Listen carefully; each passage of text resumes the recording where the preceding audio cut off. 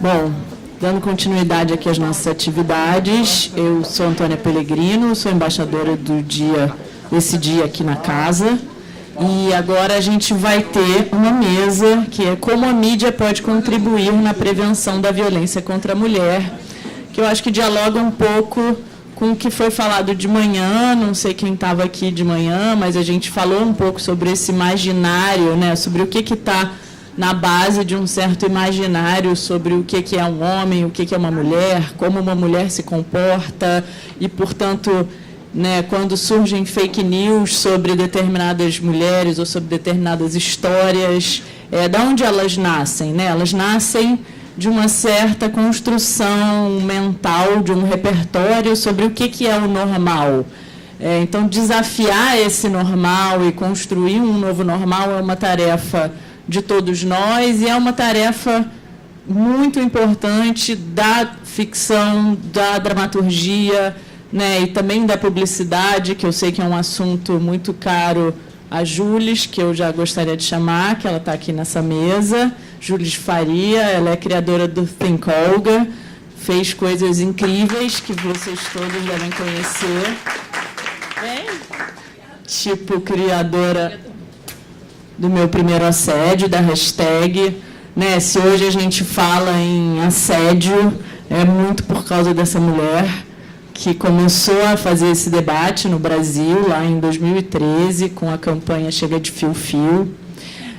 Então, ela tem muito para contribuir, tanto nesse campo de um imaginário que veio sendo discutido nas redes sociais, mas ela também trabalha com consultorias para empresas sobre o imaginário a respeito de mulheres, de como as mulheres são retratadas e vieram sendo retratadas na publicidade, na propaganda.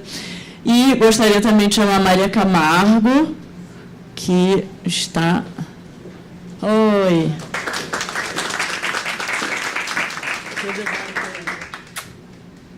Maria Camargo, autora, grande autora da Globo, que fez a série Assédio, vai contar para a gente também um pouco sobre o processo do trabalho.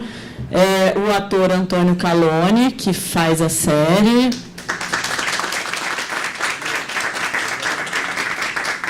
E aí, tudo bem? A gente estava no mesmo restaurante agora há pouco, que, aliás, é incrível, né? Nossa, que loucura aquilo, enfim. Podemos falar sobre isso também. Porque o cardápio é todo em japonês. Eu fiquei pedi meio óbvio. Eu vi que você estava com coisas desenvolvidíssimas ali. Espera aí, quem mais? Desculpa. Vamos chamar também a Viviana Santiago, que ela é gerente de gênero da Plan. Ela já falou aqui, fez uma contribuição importante no debate anterior.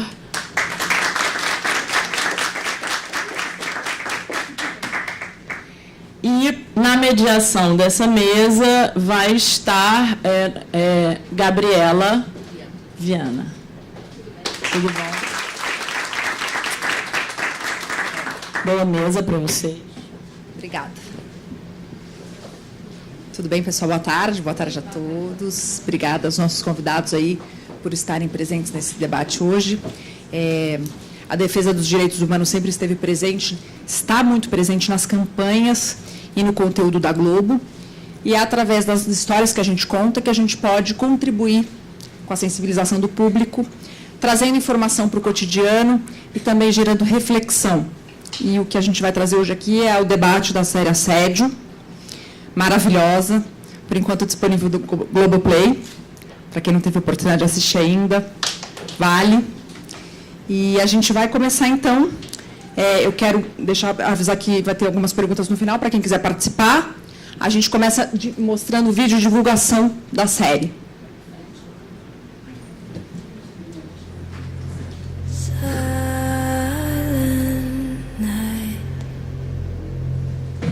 Casados há muito tempo? Quase 10 anos. A gente se ama muito.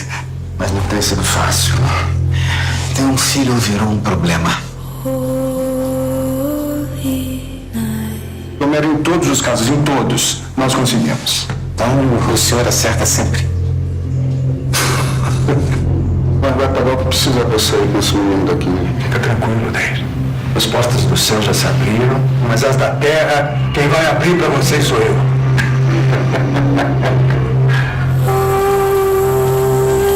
Um outro médico ganhou o apelido de Doutor Vida. E eu estava tão feliz que eu não percebi nada.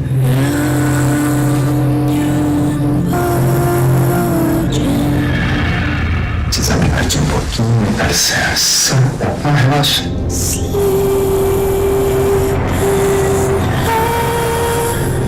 Ela veio aqui me pedindo um filho, me implorando um filho. E aí o que acontece? Sobra pra mim?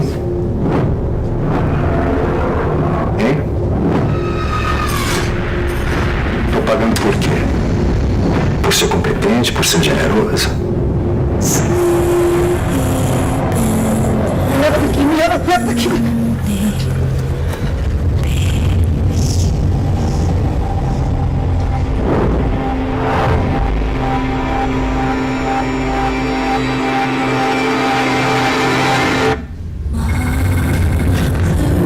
que aconteceu? Ele era seu médico? Onde que ele te atacou? Na clínica? Me fala o seu nome. Alô?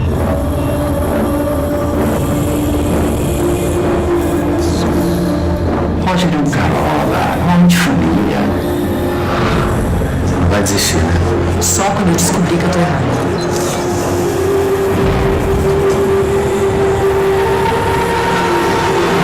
Parece que você enlouqueceu.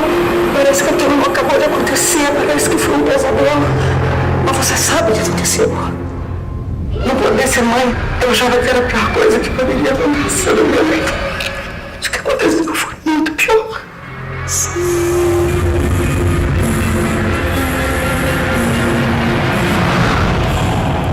O que acontece entre quatro paredes morre entre quatro paredes.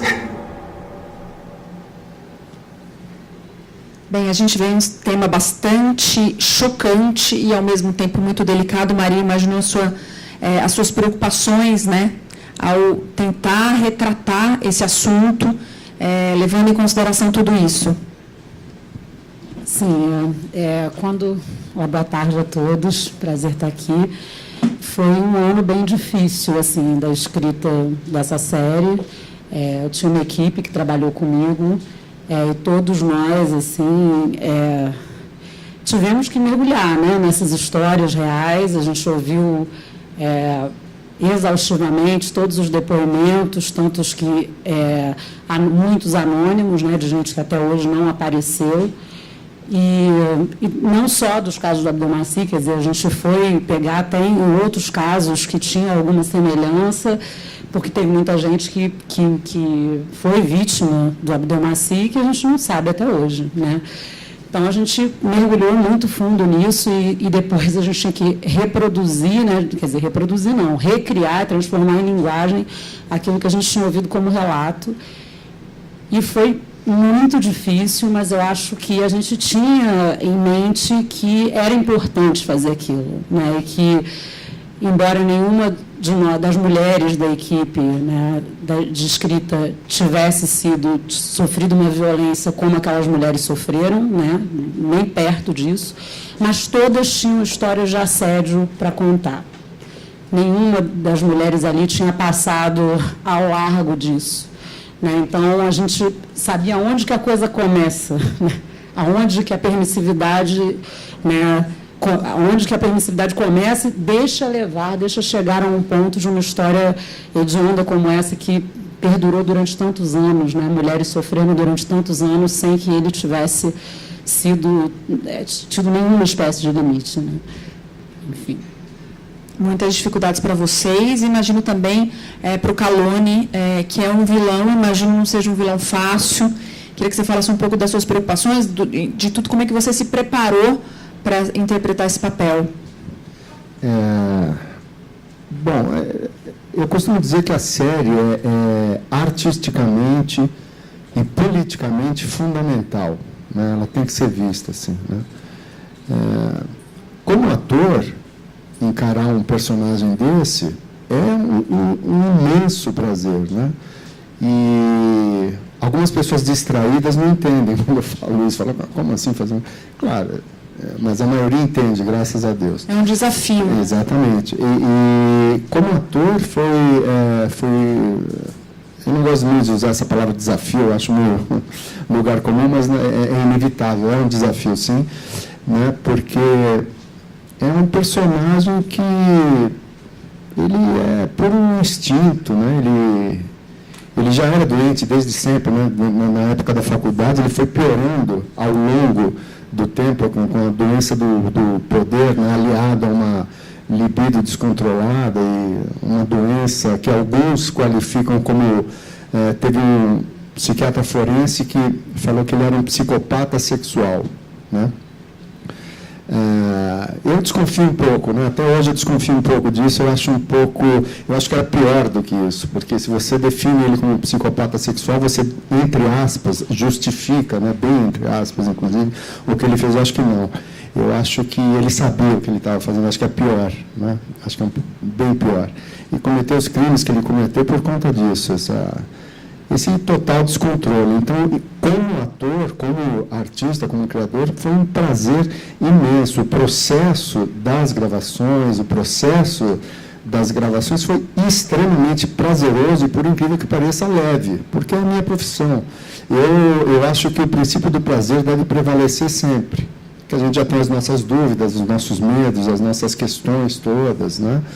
Então, isso já é inerente. Agora, o princípio do prazer tem que ganhar sempre, e foi o que ganhou. Era um prazer, porque o elenco era muito afinado, muito disponível para fazer aquelas cenas, que não eram cenas fáceis de serem feitas, mas todas as atrizes maravilhosas, extremamente disponíveis para o trabalho, para falar sobre esse assunto, que foi, como eu já disse, prazerosíssimo, né? Mas é interessante lembrar que várias delas, né, nos depoimentos sobre como foi, embora ela estiver, né, com todo o set fosse muito amigável e amistoso e delicado, várias passaram mal, né, depois de fazer a cena. Por mais que isso estivesse cercado de delicadeza e de cuidados e tal, era um negócio muito forte, né? E até eu, quando fui para o set, a Bianca e a Eduarda, que eram da minha equipe, a Bianca Ramoneda e a Eduarda Azevedo, que a gente viu a primeira cena, que a gente imagina, a gente já estava lidando com aquela cena há tempos, escrevendo e reescrevendo e tal, e quando a gente viu a coisa sendo feita, mesmo com toda a parafernália em volta, mesmo, né, com toda a fantasia exposta ali, com um monte de gente da equipe, a gente passou mal, eu saí passando mal. Assim. Agora, curioso, porque quando eu fazia, eu me divertia. Agora, quando eu fui assistir, é que a ficha caiu. Só quando eu assisti. Na hora do faz de conta, que não passa disso, né? A gente estaciona nos 10 anos de idade, os atores, e fica, né? A gente fica com 10 anos a vida inteira brincando de faz de conta. A verdade é essa. Mas depois, quando eu vi, é que eu fiquei incomodado vendo. É engraçado, né? É muito louca a sensação, né? Ver aquilo é muito incômodo, né? Agora, Juliana, como é que você acha que a sociedade recebe uma obra de ficção como essa? É vista como uma contribuição para discutir esse assunto?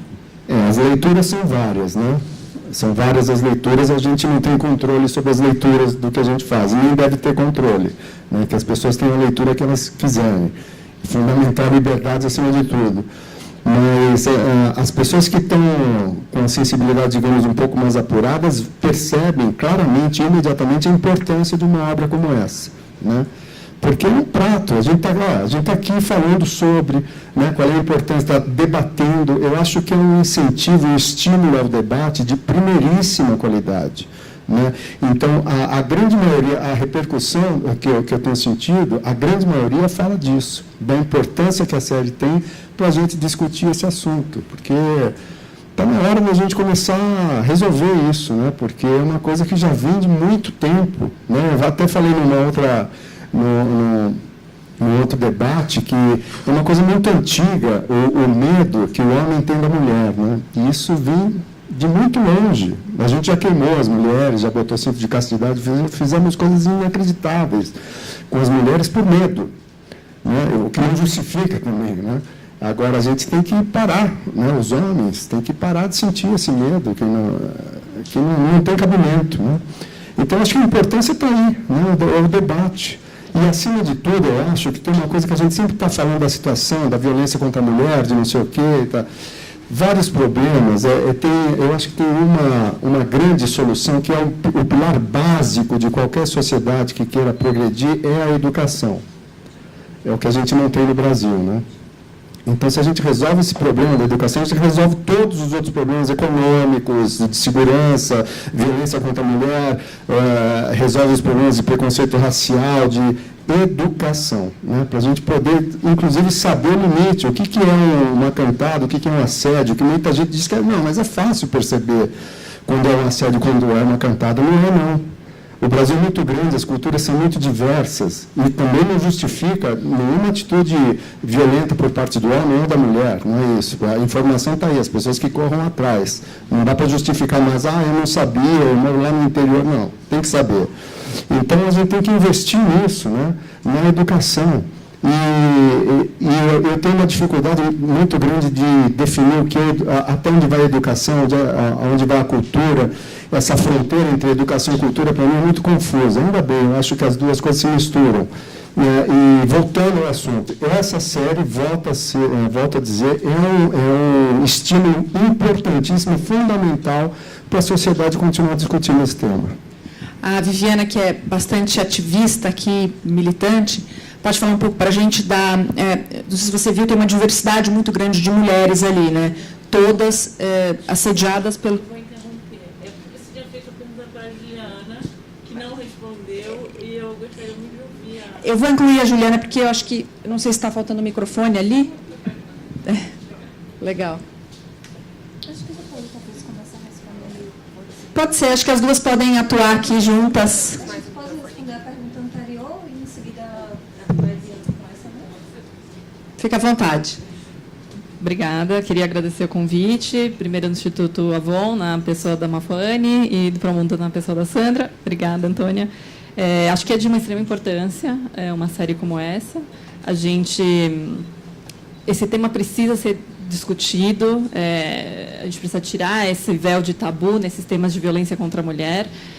Todas essas representações artísticas de violência contra a mulher, quando não são sádicas, quando não extrapolam ou usam da polêmica e acabam trabalhando em cima do sadismo dessa violência, são de importância porque elas geram esse debate. Não à toa a gente está aqui, a gente está conversando sobre isso, outros conteúdos são falados, são criados em cima dessa conversa.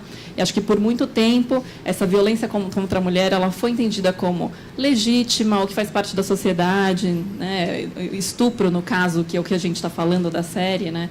Muitas vezes era encoberto pela culpabilização da mulher, ou até mesmo pela dúvida da vítima, né? Então, acho que a gente precisa... É uma oportunidade da gente dar palco, da gente dar luz para esse debate. Então, eu acho que é oportuno.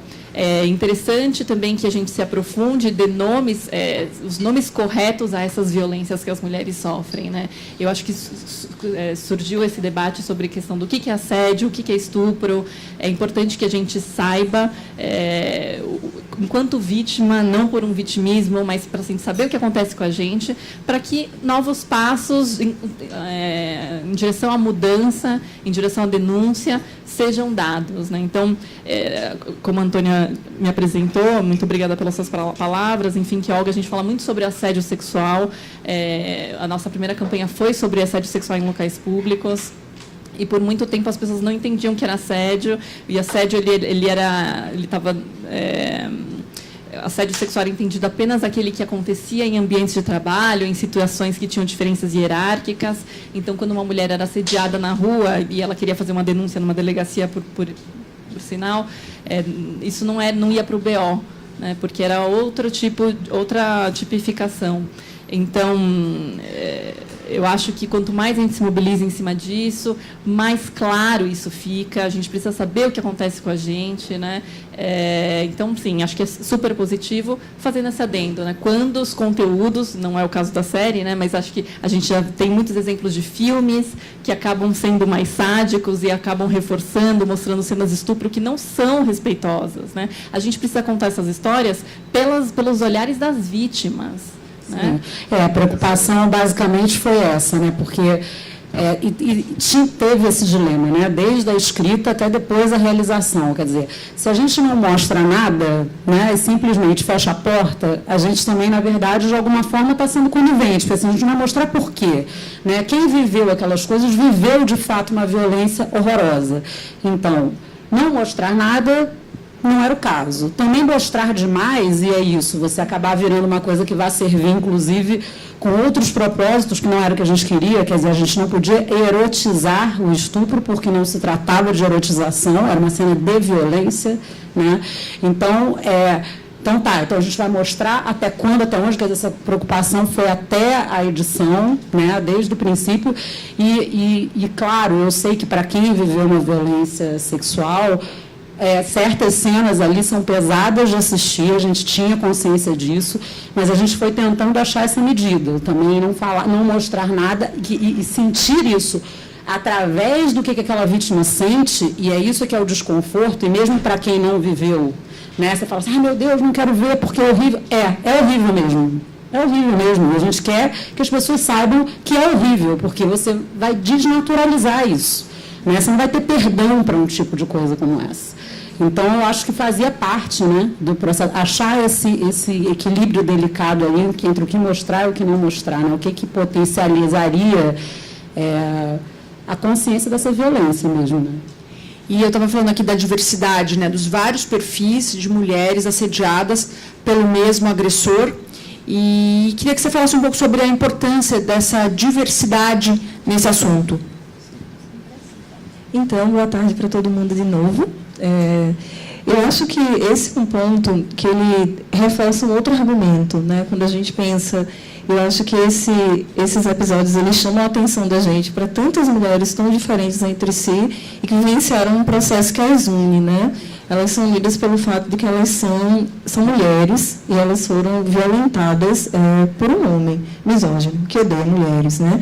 E aí eu vou ao encontro e além do que Antônio disse, né? Que a gente vive uma sociedade que faz muito tempo que tem medo das mulheres, ao dizer que a gente vive numa sociedade que há muito tempo odeia as mulheres, e porque as odeia, as teme, né? E eu acho que, quando a gente pensa em tantas mulheres diferentes, isso traz para a gente a ideia de que as mulheres elas sofrem violência porque elas são mulheres, né? E que muitas vezes a gente tem uma tendência a imaginar que não, mas se você faz um programa de empoderamento econômico, elas se empregam, a violência acaba.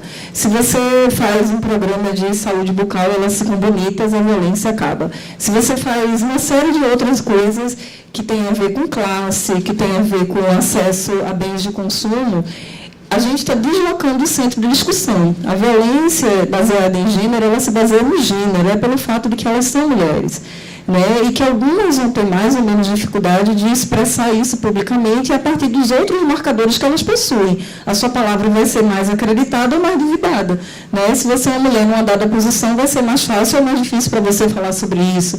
Se você é uma mulher numa dada posição, vai ser mais fácil ou mais difícil para as pessoas acreditarem em você, que você passou por essa violência. Mas a violência aconteceu, essa violência especificamente, porque elas são mulheres, né? E isso é importante para que a gente pense tanto numa perspectiva de prevenção, quanto numa perspectiva de mitigação, quanto numa perspectiva também de encaminhamento para as ações posteriores, né? Entender que a gente vive numa sociedade misógina, é uma sociedade que odeia as mulheres, né? Que frequentemente ela vai dando informações às pessoas de que a vida das mulheres vale menos, de que o corpo das mulheres vale menos, né? Ela vai autorizando algumas pessoas que quiserem fazer uso desse poder a fazer o que quiserem com o corpo e com a vida das mulheres, né? A gente é a sociedade, né, que socializa meninos e homens para acreditarem que eles podem fazer o que eles quiserem.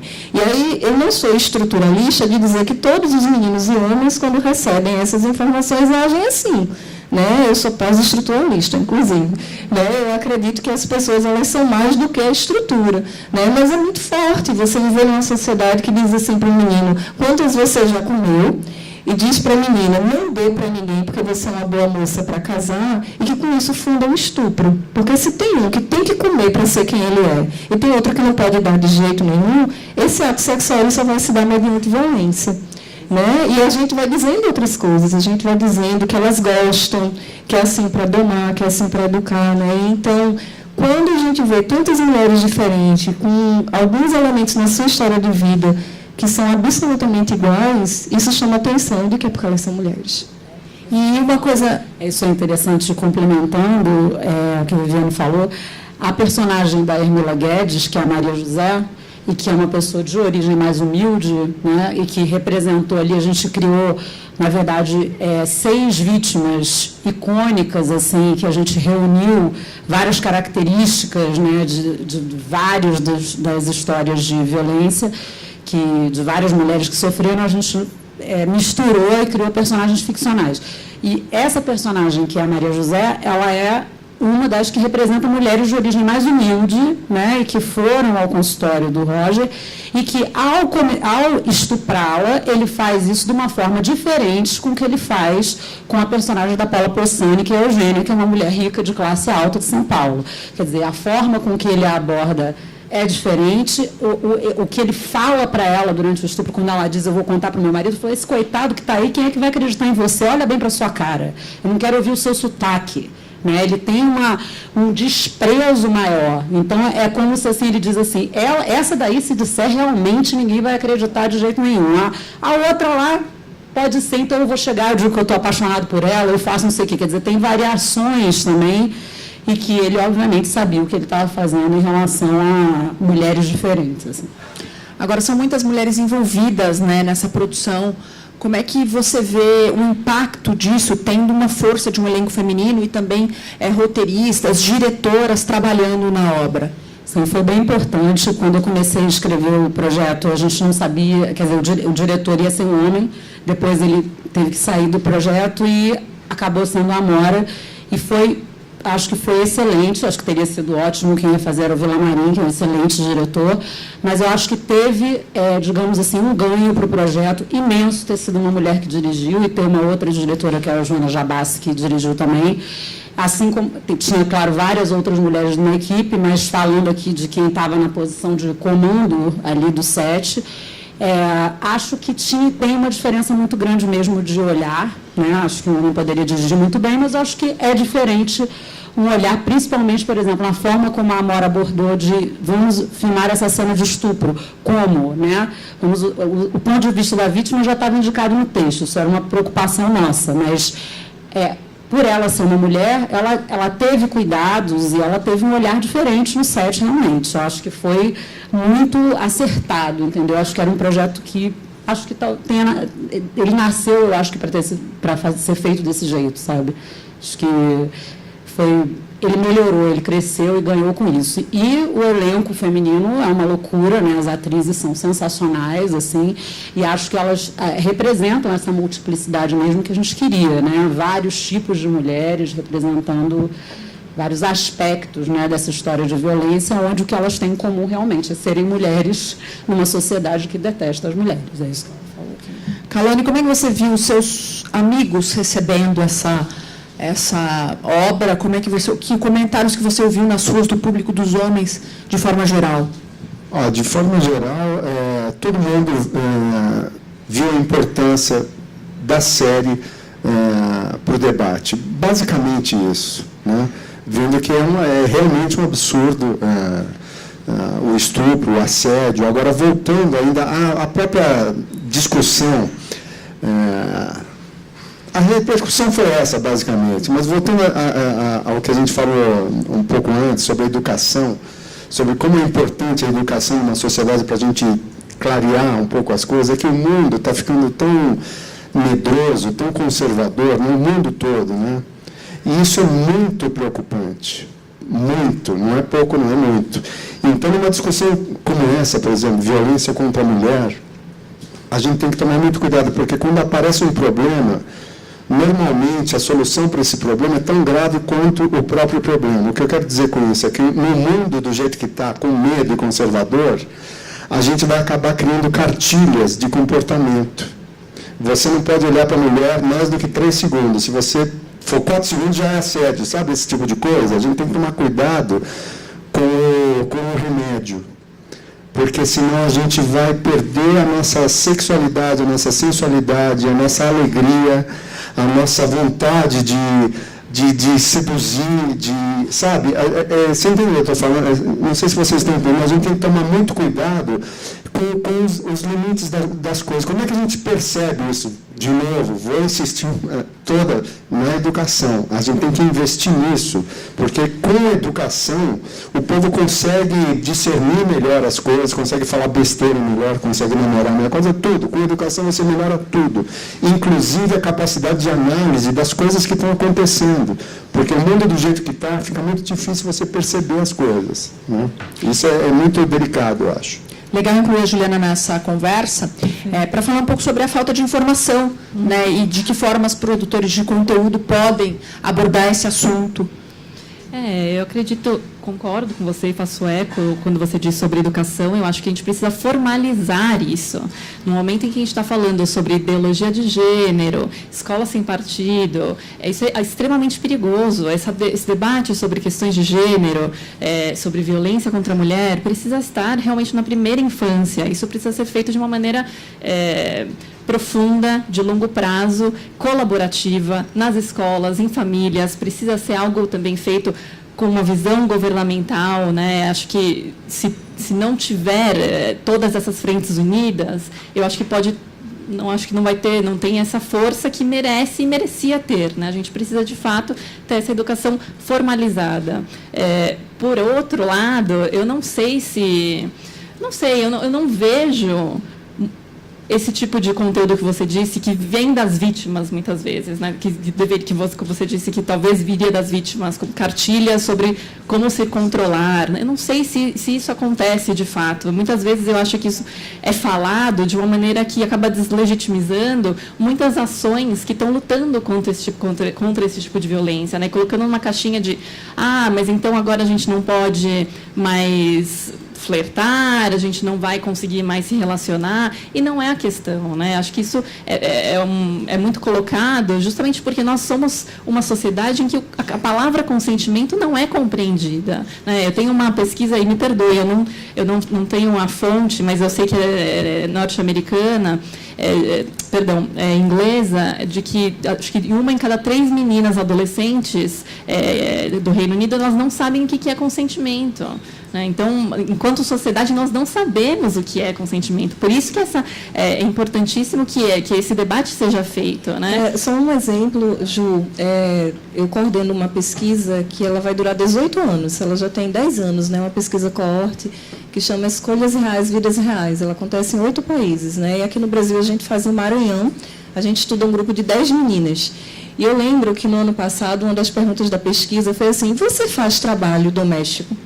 E no ano passado as meninas completaram 11 anos. E aí uma das meninas fez assim: não, eu não faço trabalho doméstico, não. Eu só lavo roupa, varro a casa, limpo móveis, cuido do meu irmão e cuido do cachorro e limpo a frente da casa e varro o quintal. Ou seja, muitas vezes as pessoas elas estão vivendo situações de violência sem serem capazes de nomeá-las, né? E nesse sentido, isso é um mecanismo de desproteção, né? Porque eu não sou capaz de apontar os limites, né? Eu acho que, por outro lado, indo ao encontro do que Antônio trouxe, a gente não precisaria de cartilhas se a gente tivesse um processo educacional que ensinasse limites, né? E isso tem a ver com estudar gênero. A gente não precisaria estudar, você não pode passar a mão na bunda de uma mulher no ônibus, né? Se os meninos aprendessem que mulheres têm direito a ter seu corpo, que seus corpos não devem ser tocados. Isso tem a ver com os contos de fada. Isso tem a ver com a história que a gente estuda na escola. Isso tem a ver com o que é veiculado. Tu vais responder isso melhor na tua pergunta daqui a pouco. De que essas noções, elas não se constroem apenas na sala de aula, nem só na família. É uma sociedade todinha, né, que educa a gente e que vai dando para a gente uma noção muito poderosa, que é que com o corpo das mulheres as pessoas podem fazer o que quiserem. perceba que o tempo inteiro, quando a gente escuta essa coisa de que vai ficar muito difícil vivenciar algumas coisas, eu entendo a preocupação de Antônio, e é muito ruim quando você tem toda essa rigidez nas práticas sociais, mas ela geralmente vem de quem nunca se preocupou com o que é que ela está sentindo quando eu faço isso com ela, né? E muitas vezes é isso que as mulheres estão dizendo. Elas estão dizendo, eu estou levantando meu dedinho para dizer não está bom. E quem nunca lidou com esse não está bom, acha que, ai meu Deus, agora eu vou ter que pensar. Vai, gato, você vai ter que pensar, porque a gente não está gostando. Perfeito. Totalmente. Nesse sentido, acho que é um avanço muito grande, a parte dos radicalismos que, de fato, existem, como existe em tudo. Mas eu acho maravilhoso ver a minha filha de 17 anos ter uma noção muito clara de que, se ela passar na rua, o cara não tem o direito de dizer, vem aqui gostosa. E ela berra mesmo. E eu acho que, assim, a parte, claro, não é que você tem que berrar por tudo, mas eu acho que nesses casos depende disso. Eu acho que a gente estava num lugar tão de tanta opressão, de tanta violência, que eu acho que talvez tenha um extremo aí, mas aí a gente vai achar o equilíbrio a partir dessa educação. Mas, esse é um exemplo bacana, né? Chamar de gostosa, não sei o quê. Eu tenho uma amiga, vamos lá. Eu tenho uma amiga que é super inteligente, resolvidíssima e tal, e ela falou, porra, Calone, sabe que eu passei numa obra e estava afim de ser chamada de gostosa, e passei pela obra, e eu ouvi, ai, gostosa, e saí feliz da vida. Ok, polêmica. Vamos lá. Essa mulher que quer passar em frente a uma obra e ser chamada de gostosa, não tem esse direito de querer passar por uma obra e ser chamada de gostosa? Que problema aí? Desculpa, só para completar a história. Ok. Eu acho que cada mulher tem o seu direito à fantasia, ao seu prazer, do jeito que ela quiser. Ok. Ela passou pela frente da obra, foi chamada de gostosa e ficou feliz da vida. Aí o cara chamou ela de gostosa, ela sorriu, ele foi atrás. E quis pegar nela, ela falou não. Aí outra polêmica, ela falou não. Então a mulher não pode provocar o cara. Na minha opinião, ela pode provocar o cara. Agora, o cara, ele tem que saber que ele tem que parar quando ela fala, não, eu só queria ser chamada de gostosa, só isso, acabou. Essa mulher não tem direito a isso? Tem. E ele tem que saber conviver com a frustração. Quem não sabe conviver com a frustração é criança. Então, ela provocou, e você só vai até aqui, meu amigo, acabou. Era só isso que eu queria. Entende? É muito delicado, é tudo muito delicado. Eu concordo que a nossa sociedade teve uma educação machista, sim. Isso faz parte. Patriarcal, sim. Então o homem pode tudo, a mulher não pode nada. Isso tem que ser totalmente mudado, óbvio. Eu não discuto isso. Não discuto, eu acho que os limites têm que ser estabelecidos de comum acordo. Eu acho que é uma questão, vocês entendem o que eu estou falando? É muito mais delicado do que a gente pensa. É muito mais difícil de lidar com isso do que a gente pensa. Né? Outro dia, mesmo o cara falou, eu até citei aqui um cara que... O cara sabe aonde é o assédio, o cara sabe onde é o flerte, às vezes não sabe, e repito, não é justificativa para poder fazer o que bem entende. Não sabia, desculpa aí, não. Tem que saber, assim, porque as coisas estão no ar e vamos correr atrás. Para as coisas acontecerem com mais harmonia, com mais respeito, com mais amor, com mais... Né? Agora, gente, desculpa, é muito difícil essa... Aí, vamos lá, de novo, educação, que a gente não tem aqui. A gente vai poder ter um discernimento, até onde eu posso ir aqui, até onde eu posso ir ali. Tem a ver com o consentimento, né? Exatamente, vamos aprender, claro. Você falou do respeito. Em 2016, a Globo lançou a plataforma Respeito, né, bastante interessante, para ampliar a discussão sobre os direitos humanos. E com o lançamento da série, agora em setembro desse ano, acabou sendo gancho para uma nova fase da campanha. E a gente tem um trechinho aí, são mulheres da série que prestaram depoimentos de mulheres reais, que vai contribuir bastante para o nosso papo. Vamos assistir. Quando a violência grita, grite. A agressão física deixa marcas. A agressão psicológica deixa medo, deixa culpa, deixa humilhação. Isso não deveria acontecer com ninguém. Mas aconteceu com a Nani. E ela gritou contra isso. E continua gritando para que mais mulheres não sofram violência em silêncio. Quando a violência grita, grite. Ligue 180 e denuncie. Tudo começa pelo respeito. Que tem tudo a ver com o que a gente está falando, né?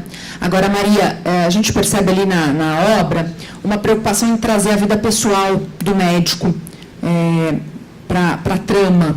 E não só a vida pessoal dele, mas a vida pessoal das outras personagens envolvidas, que mostra um pouco assim, principalmente falando do caso do médico, a vaidade, a vontade de exercer o poder ali, a dominação sobre os outros parentes, os casos extraconjugais.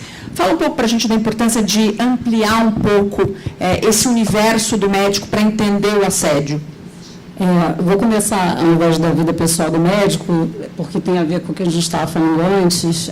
A gente tentou plantar ao longo da série várias situações de assédio, daí, né, assim, para mostrar como existe um olhar que é deturpado e essa permissividade que reina, né, onde você vê no marido bem intencionado, no cara que é super legal e que não é, em princípio, machista, mas que tem um comportamento e uma reação machista a determinadas coisas. Então, isso aparece do patrão da jornalista até o marido de uma das vítimas e até de quem parece muito legal e que, de fato, é legal, mas que está inserido dentro de um contexto e foi criado assim, né, isso que a gente está falando, que acha que aquilo é uma coisa normal e que tudo bem, você dizer gostosa quando passeia ou eventualmente forçar um pouco mais a mão se ela diz não, mas quem sabe se eu insistir um pouquinho, tudo bem, né, não tem nada demais, enfim, eu acho que isso está pontuado na série.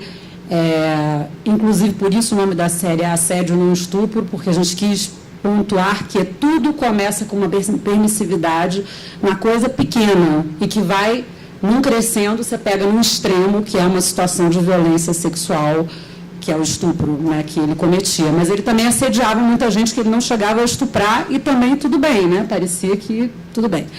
Na vida pessoal dele, quer dizer, a gente está falando de uma história de ficção, então a gente tem que construir todos esses personagens, né, com o máximo de verdade ali, de verossimilhança.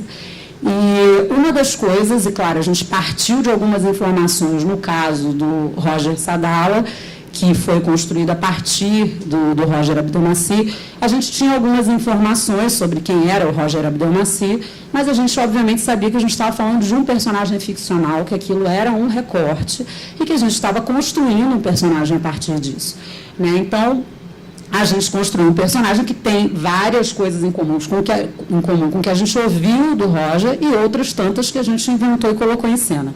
Uma das coisas era essa relação de dominação em relação à mulher dele, né? Ele tinha um comportamento de dominação em relação à mulher, sobretudo, um comportamento machista típico para algumas coisas, né? O homem que tem casos extraconjugais e que domina aquela mulher ali, que volta com um papinho, e ela era de fato dominada por ele, né? Ela aceitou aquela vida ali e acabou sendo destruída por aquele casamento. Depois, a segunda mulher dele, né, também, de certa forma, corrobora e acredita nele e acha que as culpadas são as vítimas, né? Isso é muito inspirado na esposa real, na segunda esposa do Roger, que até hoje diz que as vítimas eram loucas e que, na verdade, elas queriam dar para ele e, como ele não quis, elas estão inventando mentiras. Até hoje ela diz isso. Então, essas coisas a gente achou que era muito importante pegar, claro, retrabalhar e botar na ficção, mas estão ali, né? Era muito importante para a gente saber em que contexto esse cara circulava, independente se ele era psicopata ou não, se ele tinha algum distúrbio ou não, em que lugar, em que mundo ele vive que ele conseguiu ficar tanto tempo fazendo o que ele fez, né? Só podia ter uma permissividade absurda, né? E, nesse sentido, na verdade, foi por isso que eu resolvi fazer a história, porque eu achei que ela tinha um potencial simbólico imenso, no sentido de você olhar assim, nessa história estão contidas várias formas, né, de abuso, de assédio, de machismo, numa história só. Né? E ainda temos essa questão das mulheres que se juntam, porque também se não fosse isso, se fosse só a história de um homem que abusava de todo mundo e paramos aí, talvez fosse ser só uma história onde você, na verdade, conta a história de um homem cruel, acho que teria seu valor, porque existiu de fato, tarará, mas eu acho que ela não teria a força que tem quando você pega essas personagens das mulheres que, mesmo sendo tão diferentes, se unem e conseguem reverter isso, né, e botar esse homem e conseguir que seja feita a justiça, embora não seja a justiça que a gente gostaria, que a gente queria que ele tivesse preso até hoje. Só um ponto em relação a esses homens, eu acho muito interessante, porque a gente consegue perceber que na maneira como a sociedade organiza, né, as informações que vão chegando para as pessoas, que a gente vai crescendo e escutando e aprendendo, a gente tem no grande imaginário da sociedade que as mulheres elas estão divididas em dois grupos, né? Elas são a grande mãe, as santas, e elas são as putas. Né? E, basicamente, a gente recebe informação, mulheres e homens, a vida inteira, que faz a gente ir agrupando as mulheres nesse grupo. Essa é santa, essa é puta, essa é santa, essa é puta. Então, não é incomum, né, que o homem que em casa ele é perfeito, ele é para casar. Né? Ele cuida das crianças, ele não é agressivo, ele não é violento, ele seja esse grande horror com outras mulheres, porque isso não significa que tem um problema na psique dele, significa que ele está fazendo uso do mecanismo de divisão, né? Que algumas mulheres são santas e algumas mulheres não são santas, e as que não são, eu posso fazer o que eu quero. Né? E nós, mulheres, nós também somos socializadas recebendo essa informação. Nós olhamos para a gente e umas para as outras a partir desse lugar, e demora muito tempo para algumas mulheres, para algumas demora mais ainda, e para algumas parece que esse tempo ainda não chegou, né, para a gente olhar para a gente e ser confirmada nas nossas próprias certezas. E é por isso que acontece isso que o Antônio fala, né, de a gente precisar passar numa construção e ser chamada de gostosa para acreditar que é gostosa. Né? Quando eu acredito que eu sou gostosa, eu posso ter aquilo que eu tiver, eu posso ter o cabelo que eu tiver, a pele que eu tiver, mas eu sei que eu sou gostosa pra caralho. Entendeu? Então, eu não preciso que o outro me diga, porque isso está dentro de mim. Mas a gente vive numa sociedade que não diz isso para as mulheres. Ela diz para as mulheres que quem confirma a mulher é o homem. Quem diz para ti que tu é desejável é o desejo do outro. E não a relação de bem-estar que você consegue consigo. Então, no fim, tudo está muito conectado com essas informações que vão passando, que vão chegando para a gente e fazem a gente dividir as pessoas, né, categorizá-las e, em seguida, se relacionar com elas. E isso para o bem, mas muitas vezes também para o mal. Né? Juliana, você acha que as estruturas da sociedade também são coniventes com essa violência contra a mulher? Claro, com certeza. Acho que faz também eco ao que a Vivi falou, né? O que a gente está falando é sobre uma sociedade que desumaniza as mulheres. Então, os homens, eles são os humanos em toda a sua complexidade. Basta a gente ver filmes e livros e como os personagens em que eles são retratados, né, são extremamente complexos, para o bem e para o mal. E as mulheres não. As mulheres são encaixadas nessas caixinhas, desumanizadas. E, por isso, muitas vezes, o assédio acontece. Né? Não tem nada a ver com desejo, não tem nada a ver com amor. Tem a ver com o homem ser esse ser que é público, que vai para a rua, que vai para as guerras, que vai trabalhar. E a mulher esse ser extremamente doméstico, que tem que ficar em casa, cuidando dos filhos. No momento que ela vai para a rua, falando de assédio sexual, né, em locais públicos, vai para a rua, não deveria estar aqui, é assim que eu vou te controlar. Né, vou controlar o seu corpo. Né, por isso também acho que, muito bem o que a Vivi falou, não tem nada a ver comigo, com Juliana, usando um batom vermelho, usando uma calça rosa nas ruas. Né, tem a ver com eu ser mulher, né, e ser esse ser desumanizado. Então, que é ser objetificado. Né, e por isso acabar sofrendo essa violência, né, sexual. Acho que é também super interessante eu contar que a gente fez um estudo online sobre assédio sexual, no momento em que a gente começou a campanha Chega de Fio-Fio, que é algo que eu sempre fui vítima e sempre me machucou, e qual eu trago traumas desde a infância e formou a mulher que eu sou hoje. E durante a campanha muitas pessoas me contestavam falando assim: tá bom, então assédio pode até ser violência, porque nem é muito pouco entendido como, né, até muito recente. Né? Era um debate que acontecia muito em algumas bolhas. mas vocês são uma minoria. A maior parte das mulheres gosta de passar numa obra, como o Antônio falou, né, para se sentir validada. E eu falei, nossa, será? Será que eu estou ficando louca? A gente fez esse estudo online e mais de 80% das mulheres falavam que não, que elas não gostavam desse assédio, dessa interação, e elas viam como uma violência.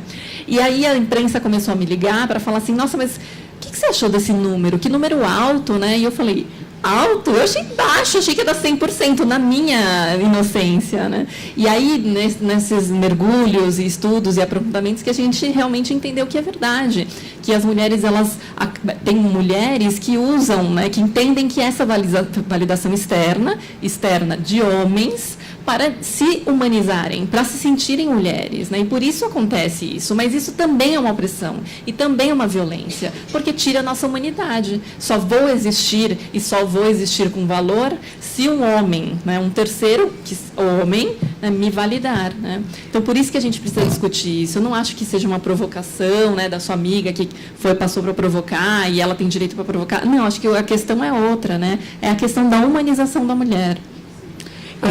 A primeira coisa que eu escrevi, quando eu entrei na Globo, que eu virei roteirista, não foi uma coisa que eu escolhi, me designaram para escrever o Linha Direta. E eu me lembro que eu fiquei muito chocada, assim, porque eu era muito jovem, inclusive escrevi Linha Direta durante anos, grávida, inclusive, tinha histórias horrorosas, né, de mãe com filho morto, e eu grávida, eu pedi, me dá um estelionatário, pelo amor de Deus, que eu não quero ver isso.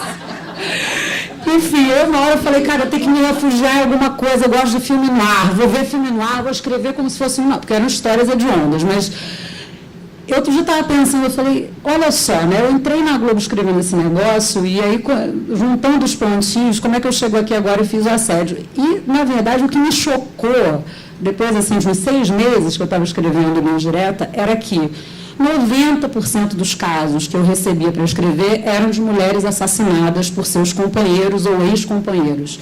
Era uma coisa, assim, avassaladora. Quase todos os casos eram assim. A gente tinha virado até uma coisa de falar, meu Deus, mais um desses, a gente vai ficar muito repetitivo. E sempre o mecanismo era o mesmo. A gente está falando dessa mesma coisa no extremo maior, que é feminicídio, né? Uma mulher é morta porque ela é mulher, o cara se acha seu dono, seja ele seu marido ou seu ex-marido, a maior parte, né? São os casos de que a mulher não quer mais aquela relação, e aí o cara ameaça, a polícia não faz nada, mata a mulher. Era quase tudo assim. Eu falei, gente, não é possível. Eram mulheres de várias classes sociais, de vários tipos, e eram centenas por semana. Então, assim, eu me lembro que aquilo me chocou muito, eu comecei a ter pesadelos, assim, absurdos, porque aquilo, evidentemente, não fazia parte da minha... eu nunca tinha vivido uma experiência daquela. E eu comecei a investigar e falei, cara, isso realmente, que mundo é esse que a gente vive? Né? E eu acho que é tudo fruto da mesma coisa. É tudo fruto disso aí que a gente está falando. A Globo tem uma plataforma de depoimentos para as redes sociais, Rap Repercutindo Histórias, e na ocasião do lançamento da novela O Outro Lado do Paraíso, teve um rap especial sobre violência contra a mulher. Vamos assistir um deles?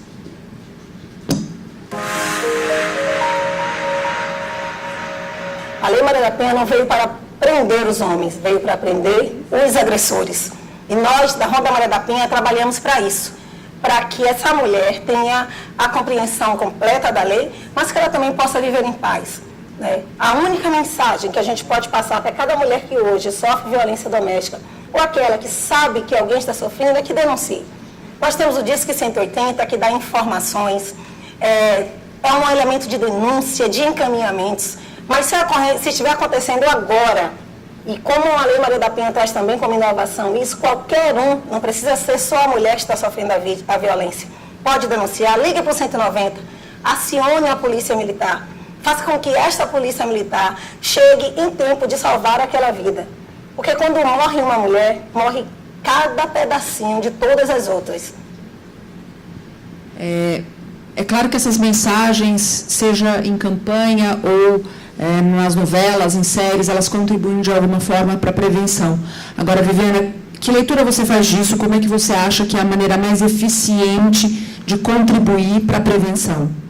Eu acho que matérias como essa, eu acho que espaços como esse, a própria série, né? São mecanismos muito potentes, né? Porque, perceba, se a gente recebe por todos os lados, né, informações que vão trazendo para a gente as coisas sobre a vida das mulheres e dos homens, das meninas e de meninos, como verdades, e a gente percebe que são conteúdos violentos, misóginos, perversos, esses mesmos espaços, mecanismos, podem trazer as verdades verdadeiras, né? E quando isso chega para as pessoas, isso tem um potencial profundamente transformador, né? Tem o potencial de, muitas vezes, a pessoa só reconhecer que aquilo que ela viveu era violência quando ela viu na novela. Né? Tipo assim, eu vi aquela mulher na novela, mas isso está acontecendo comigo. Tem uma peça muito bacana da ONU Mulheres, que mostra uma família que o homem é profundamente, chama-se Um Sonho Impossível. Né? E é uma animação, e o marido ele é profundamente perverso, a mulher vive lá acumulada de trabalho, até quando eles estão sentados na sala, ela está assistindo um filme sobre exploração, né? E aí, quando ele percebe que ela está assistindo, ele desliga a TV, né? E eu acho que essa é uma mensagem muito poderosa de como os filmes, as séries, as músicas, os noticiários, tudo isso educa. Tudo isso educa as pessoas e transforma o olhar das pessoas, faz com que a gente comece a dizer, eita, é violência, não é só comigo, porque é uma coisa, principalmente da violência baseada em gênero, da violência doméstica, é que a gente tem uma tendência a acreditar que só acontece com a gente. Isso só acontece comigo aqui na minha casa, porque ela acontece num espaço tão privado, tão íntimo, que eu acho que isso é meu. E quando eu vejo na novela, quando eu vejo no filme, quando eu vejo isso com o nome certo, isso tem a dimensão, né, de ampliar o meu olhar, não só sobre mim, mas sobre minha família, sobre o que eu tenho direito. Eu lembro que teve um filme que impactou profundamente a minha formação, mas impactou de uma maneira profunda. Eu tinha acabado de entrar para trabalhar no terceiro setor e dialogava muito pouco sobre as questões de abuso, exploração sexual, provavelmente vinha cheia de preconceitos, né, dentro dessa agenda. É um filme que o Antônio fez, Anjos do Sol. E esse filme é das coisas assim que, para mim, me formou. É um filme muito potente, muito pesado, não é fácil, dispara todos os gatilhos que possam ser disparados. Né? Mas eu lembro que ele teve o poder de me chamar a atenção para pessoas completamente invisíveis para mim até aquele momento, e mudou minha militância. Eu passei a ser uma militante, né, das mulheres trabalhadoras sexuais e, principalmente, uma militante na prevenção ao abuso e exploração sexual de crianças e adolescentes. Isso não foi uma formação, isso não foi um livro, isso foi um filme que trouxe para a minha vida. Então, rapidinho. Você sabe se melhorou alguma coisa nesse sentido? Que o filme foi feito em cima de um trabalho... A gente ainda tem muitos desafios. A questão do abuso e da exploração sexual, o Brasil ele ainda é profundamente violentador de meninas. A questão da exploração sexual, a gente tem as redes muito mais fortalecidas, os fluxos muito melhor construídos, mas a gente ainda tem aquela mesma dificuldade que o filme mostra, que é a dificuldade das pessoas reconhecerem. A vítima do abuso geralmente é vítima. A gente duvida, né, da menina, que foi abusada, do menino, mas a gente consegue ver como vítima, na maior parte dos tempos. A vítima da exploração sexual não, porque a gente acha que a pessoa que está ali, a menina que está ali, o menino que está ali, está porque quer. E aí os sistemas de proteção demoram muito, né, para proteger essas crianças e adolescentes. Né? Então, a gente ainda tem um conteúdo aí de muito avanço. A gente teve avanço no fortalecimento das redes, mas o conjunto da sociedade tem muita dificuldade de dialogar com o tema da exploração sexual, porque é a vítima má, é a vítima que fez por onde está ali. E é importante destacar também o papel das redes sociais nisso, né? A Juliana teve essa experiência com a campanha Primeiro Assédio e pode falar um pouco para a gente sobre isso como canal, como ferramenta. Eu sempre digo que a coragem é viral. Né? E o exemplo que eu dou, porque fica, acho, bem visual, quando a gente faz aquela brincadeira de dominó, né? E aí você precisa só derrubar a primeira pecinha para ir derrubando todas as outras. E isso foi exatamente o que aconteceu com a campanha Primeiro Assédio. Foi por causa de um reality show em que participavam crianças e uma menina acabou, numa madrugada, homens começaram a escrever muitas mensagens eróticas e falando coisas absurdas que eles gostariam de fazer com elas. E isso foi um gatilho muito grande em mim, que também sofri assédio sexual na minha infância. Pelo Twitter de Fink Olga, comecei a contar sobre casos que eu havia vivenciado. E muitas mulheres começaram a escrever de volta para mim. E foi coisa de milhares, a gente precisou criar a hashtag Primeiro Assédio para a gente ter essa visualização de tantas histórias que estavam surgindo, mulheres contando sobre suas histórias pela primeira vez, abertamente. Quando a gente fala de primeiro assédio, até uma conversa que a gente teve, né, Antônia, nunca esqueço, quando a gente fala de primeiro assédio, é o primeiro assédio, né? Quando que ele acontece? Então, realmente é na infância. E se ele acontece na infância, é na rua? As crianças estão andando normalmente sozinhas na rua? Não. Então, são em locais de confiança, que deveriam ser de confiança, né? Em casa, em escola. Então, são assédios que são cometidos por professores, pais, primos, irmãos, tios. E, mesmo assim, as mulheres estavam falando sobre esses assédios e publicando abertamente, publicamente, né? Então, acho que as redes sociais, elas têm esse poder de realmente unir as mulheres, né? Acho que Fink Olga e as campanhas que a gente criou desde então, um baixíssimo investimento, não tenho nenhum sobrenome famoso de mídia, foi realmente essa conexão com mulheres do Brasil inteiro que se sentiram dispostas a falar sobre isso, né? Então, realmente, as redes, elas são essa plataforma em que, eu não digo que dá voz para grupos minorizados, porque todos temos voz, né? Mas ela nos dá esse palco que, por muito tempo, faltou em grandes espaços de mídia. Eu mesmo sou jornalista, eu me formei em 2006.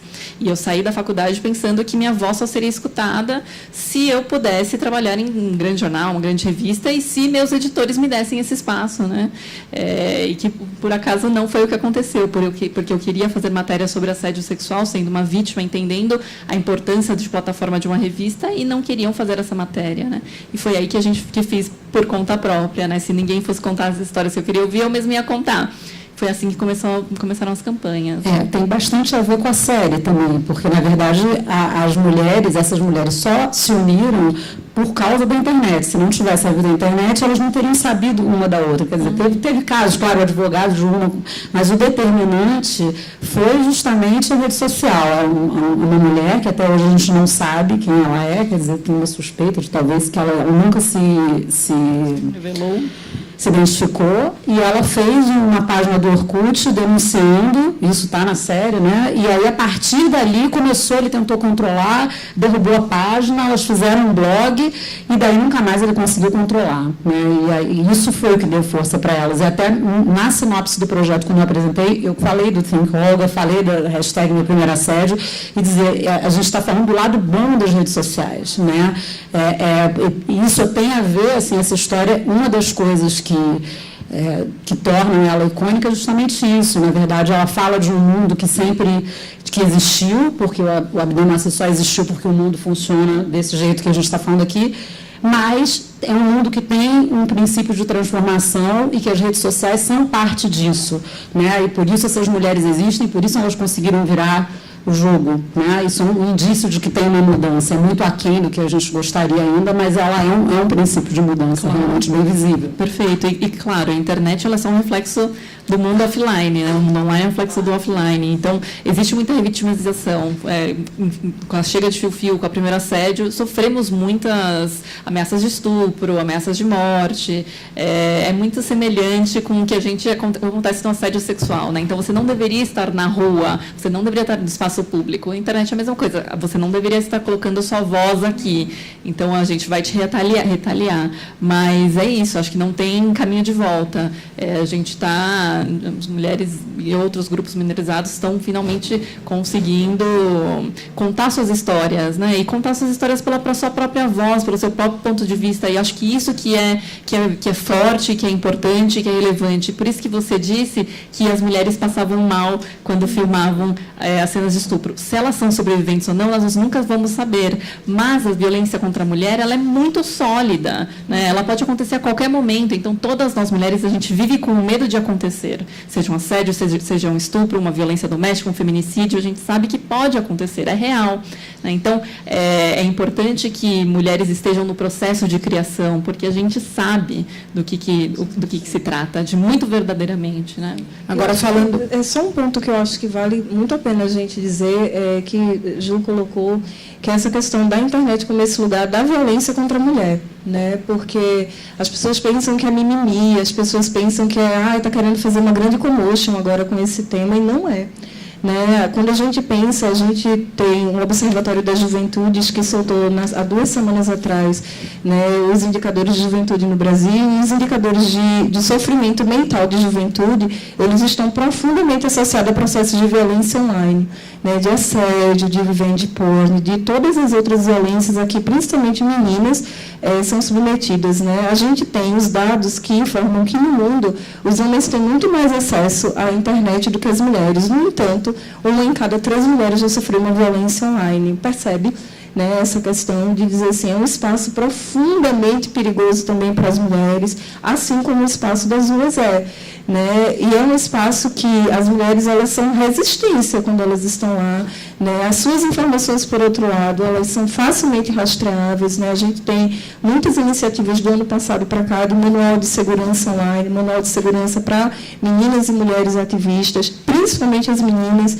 Né, eu gosto quando o Júlio coloca de que a gente tem meninas falando dessa violência. Eu costumo dizer que as meninas são as mulheres no começo da sua vida. A gente precisa trazer para a discussão da violência contra as mulheres esse recorte geracional. As meninas estão sofrendo essa violência. O Instituto Pro Mundo, que é um dos organizadores aqui do evento, tem um estudo muito bacana, que eu super recomendo, que é a violência nas relações de namoro. É um estudo mega potente que fez a análise de relacionamento de meninas e meninas. E perceber como essa violência que a gente vê nas pessoas adultas que culminam no feminicídio, muitas vezes ela já está presente na vida de pessoas de 12, 13, 14, 15 anos. Né? Então, a violência é como se fosse DNA da nossa sociedade. Então, todo mundo que está vivo abriu o olho nessa terra, muitas vezes quem nem chegou a abrir, porque a gente precisa pensar nas mulheres que são assassinadas com seus filhos no ventre, né, sofre violência. Né, e a internet não é um lugar diferente disso, e que é muito duro, e que a gente precisa ser muito mais solidário. As meninas e os ataques, né, que acontecem na internet, também os meninos e os homens que são atacados. Né. A violência é online, mas a consequência dela é no corpo, é na alma dessa pessoa. Estou com os dados aqui da Datafolha de 2017, de uma pesquisa que diz que 37% das pessoas acreditam na afirmação mulheres que se dão respeito não são estupradas. E outros 30% das pessoas acreditam que a mulher que usa roupas provocantes não pode reclamar se for estuprada. E, infelizmente, isso não é só uma mentalidade masculina. Né? Então, Kaluane, como é que você acha que a gente pode mudar essa realidade? É um absurdo isso, né? É alarmante, né? É alarmante. Como é que a gente pode mudar? É o que a gente está fazendo aqui, né? É o debate e tal. Eu acho que as coisas, inclusive, já estão mudando. Isso eu acho legal a gente falar, já estão mudando. Por conta dessas iniciativas que estão aqui, né? Já estão mudando. Agora, eu vou me repetir. Cada vez que você me perguntar o que a gente pode fazer, educação, de novo, a gente tem que investir nisso, não tem outra saída para todos os problemas do mundo, é isso. Porque, eu acho, quanto é 37% de... 37% acreditam na afirmação. Mulheres que se dão respeito não são estupradas. Esse é um absurdo, né? É um absurdo. É uma loucura, é chocante. Eu acho chocante isso. A Globo, na novela O Outro Lado do Paraíso, também tem uma cena bastante impressionante que a gente pode mostrar aqui, que junto com uma campanha da Globo, né, para tentar reforçar essa mensagem na programação de forma geral. Vamos mostrar primeiro a cena de Outro Lado do Paraíso? Vai botar esse desgraçado na cadeia, Clara. A polícia vai resolver rapidinho. Não! Não? Ele me bateu, eu caí da escada. Da escada? Foi, estava esperando pelo Gael, ele foi levar a mãe embora e estava me arrumando todo. Quando eu vi o carro chegar, desci correndo a escada, tropecei e caí.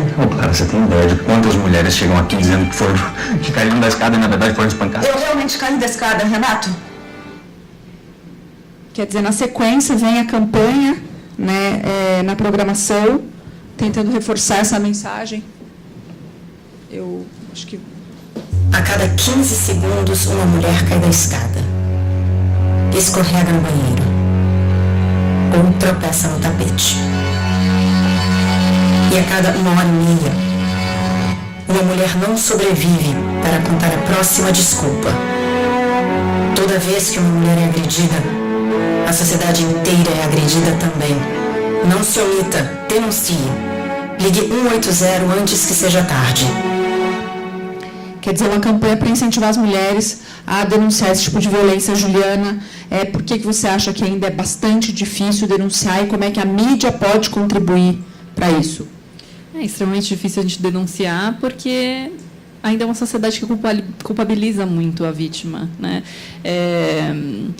Quando teve aquele caso horrível da mulher no Rio de Janeiro que foi estuprada coletivamente, aquela conhecida pelos 33 homens, né? Muitas pessoas perguntavam... muitas pessoas... começou a pular de todos os buracos pessoas querendo aumentar a pena para a estupradora. Vão aumentar, é a solução, é a solução... E aí eu me pergunto se é a solução, né? Sendo que toda uma cadeia da sociedade não compreende o que é violência contra a mulher. Então, não adianta nada essa pessoa fazer uma denúncia se o delegado não entende o que ela passou, se depois o promotor não compreende, se o juiz não entende, se os jornais não entendem. O que a gente precisa, e repito o que você fala, de novo, é educação, é conscientização. E a mídia, ela acho que é essa grande parceira, né? De novo, claro que a cultura influencia na mídia, mas a mídia influencia muito na cultura. Não dá para a gente justificar que é uma sociedade machista, então vou continuar reproduzindo isso, né? Sou só o mensageiro e não a mensagem. Pelo contrário, a mídia é a mensagem. Em Think Olga, a gente fez uma série chamada Mini Manual de Jornalismo Humanizado, em que a gente faz esses debates, né? E, de fato, tenta capacitar os jornalistas para que eles criem matérias que sejam responsáveis, né, respeitosas, e também para que a gente possa elucidar as leitoras e os leitores, porque o que acontece muitas vezes é que a gente lê uma matéria que está totalmente equivocada e não percebe os erros, né? Então, por isso que no começo eu falei que é importante que a gente dê os nomes corretos para as coisas, né? Os jornais, por muito tempo, eles falavam fazer sexo quando eles queriam falar de estupro, né? Então, sei lá, vizinha de 60 anos fez sexo com a vizinha de 12. Isso não é sexo, isso é estupro. Então, a gente precisa dar os nomes corretos, né? Então, enquanto a imprensa e a mídia, né, no geral, a publicidade também, perpetuar esses erros, né, como que a gente vai quebrar esse ciclo, né? Então, é de extrema importância, acho que é um papel essencial. A publicidade também, a gente trabalha... Além de Think Olga, a gente tem a Think Eva, que é essa consultoria que trabalha com agências de publicidade, clientes. A gente trabalhou com a Avon por muito tempo também, em que a gente também se insere para que toda essa mensagem que é colocada no mundo, ela também seja, de novo, tenham essa responsabilidade, seja respeitosa, esteja correta, né, para que que a gente não continue perpetuando estereótipos e equívocos que depois acabam se transformando em violências também, né, e até mesmo justificando violências, né. Viviana, para as minorias é ainda mais difícil como lidar com as consequências da denúncia? A gente tem um dado, né, de que nos últimos anos a violência contra a mulher, de maneira geral, ela tem diminuído no Brasil, ao mesmo tempo em que ela aumenta para as mulheres negras, né, os índices de violência doméstica. E esse dado é um dado, para mim, que é muito interessante de ser analisado. Por que é que num país que tem a legislação das mais avançadas do mundo, para as mulheres brancas, a gente diminui a violência doméstica, mas para as mulheres negras ela não só não diminui, como aumenta. É o mesmo país, é a mesma lei, é a mesma polícia, tecnicamente é a mesma violência, né?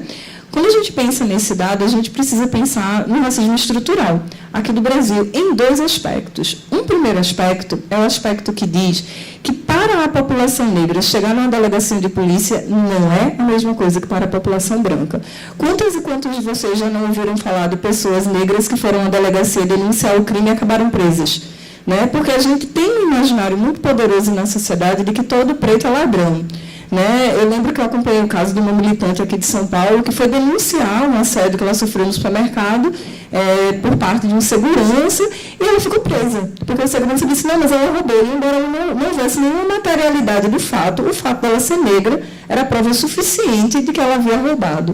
Isso significa que a população negra acessa muito menos os equipamentos sociais de segurança pública do que a população branca. Uma mulher negra vai passar muito mais tempo, né, numa situação de violência, porque ela não vai chamar a polícia, porque a gente não é socializada para acreditar que a polícia está aqui para proteger preto no Brasil.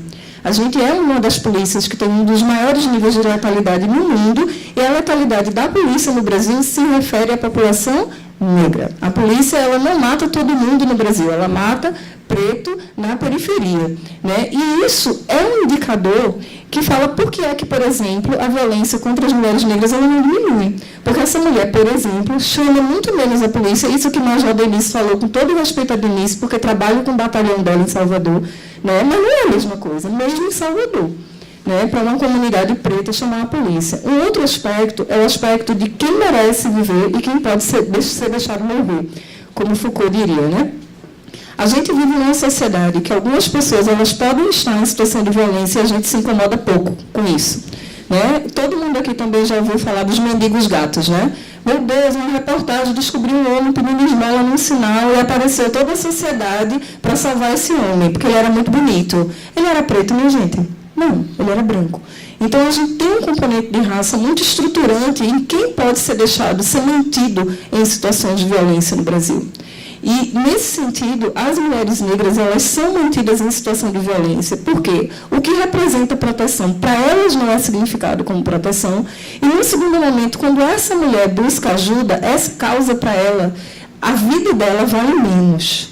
Né? E eu posso falar isso desse lugar de quem trabalha como formadora dos equipamentos policiais. Né? Não é incomum para mim, no meu processo de trabalho com a Polícia Militar no Brasil, de discutir, olha, mas será que você trabalha mesmo da mesma forma? Que quando chega um caso de violência doméstica, então a mentalidade desse policial também é muito estruturante. E o terceiro ponto, que não é o que gera a violência, mas mantém as pessoas em situação de violência, no caso da população preta, da população pobre, da população periférica, é a perspectiva de desempoderamento econômico. Né? Quando a gente é desempoderado economicamente, eu vou largar esse homem e meus filhos vão ter o quê? Né? O que é que eu vou fazer? Então, isso significa, e é como o Júlio falou, não se trata de fazer agora 500 anos de pena para quem violenta a mulher. São noções. Eu acho que o Antônio trouxe no começo do debate, né, de que um problema grande ele vai ter uma solução tão complicada quanto. Então, um problema complexo como a violência doméstica, ele precisa de uma solução complexa. Isso significa políticas intersetoriais e integradas. O problema da violência doméstica não é só polícia, porque polícia não enche a barriga de ninguém no outro dia, não, minha gente. Os equipamentos sociais que afastam mães e crianças fazem com que muitas mulheres não denunciem. Porque se eu denunciar, meu filho vai ficar para um lado, eu vou ficar para o outro. Eu não quero me separar dos meus filhos. Né? Então, quanto mais precária a existência, mais difícil para que essa pessoa ela seja, de fato, alcançada pelas medidas de proteção e pelas medidas que interditam a violência na sociedade.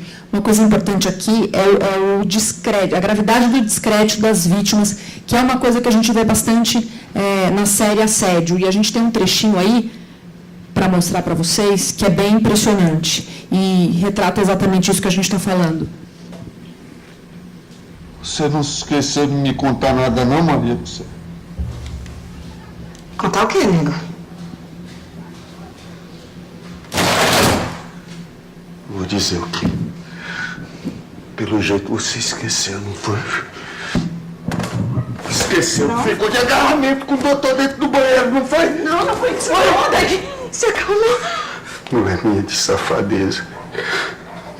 Eu ainda fiquei sabendo pelo Rubi. A safadeza foi do doutor, que me pegou a força, me agarrou. Você gostou, não foi?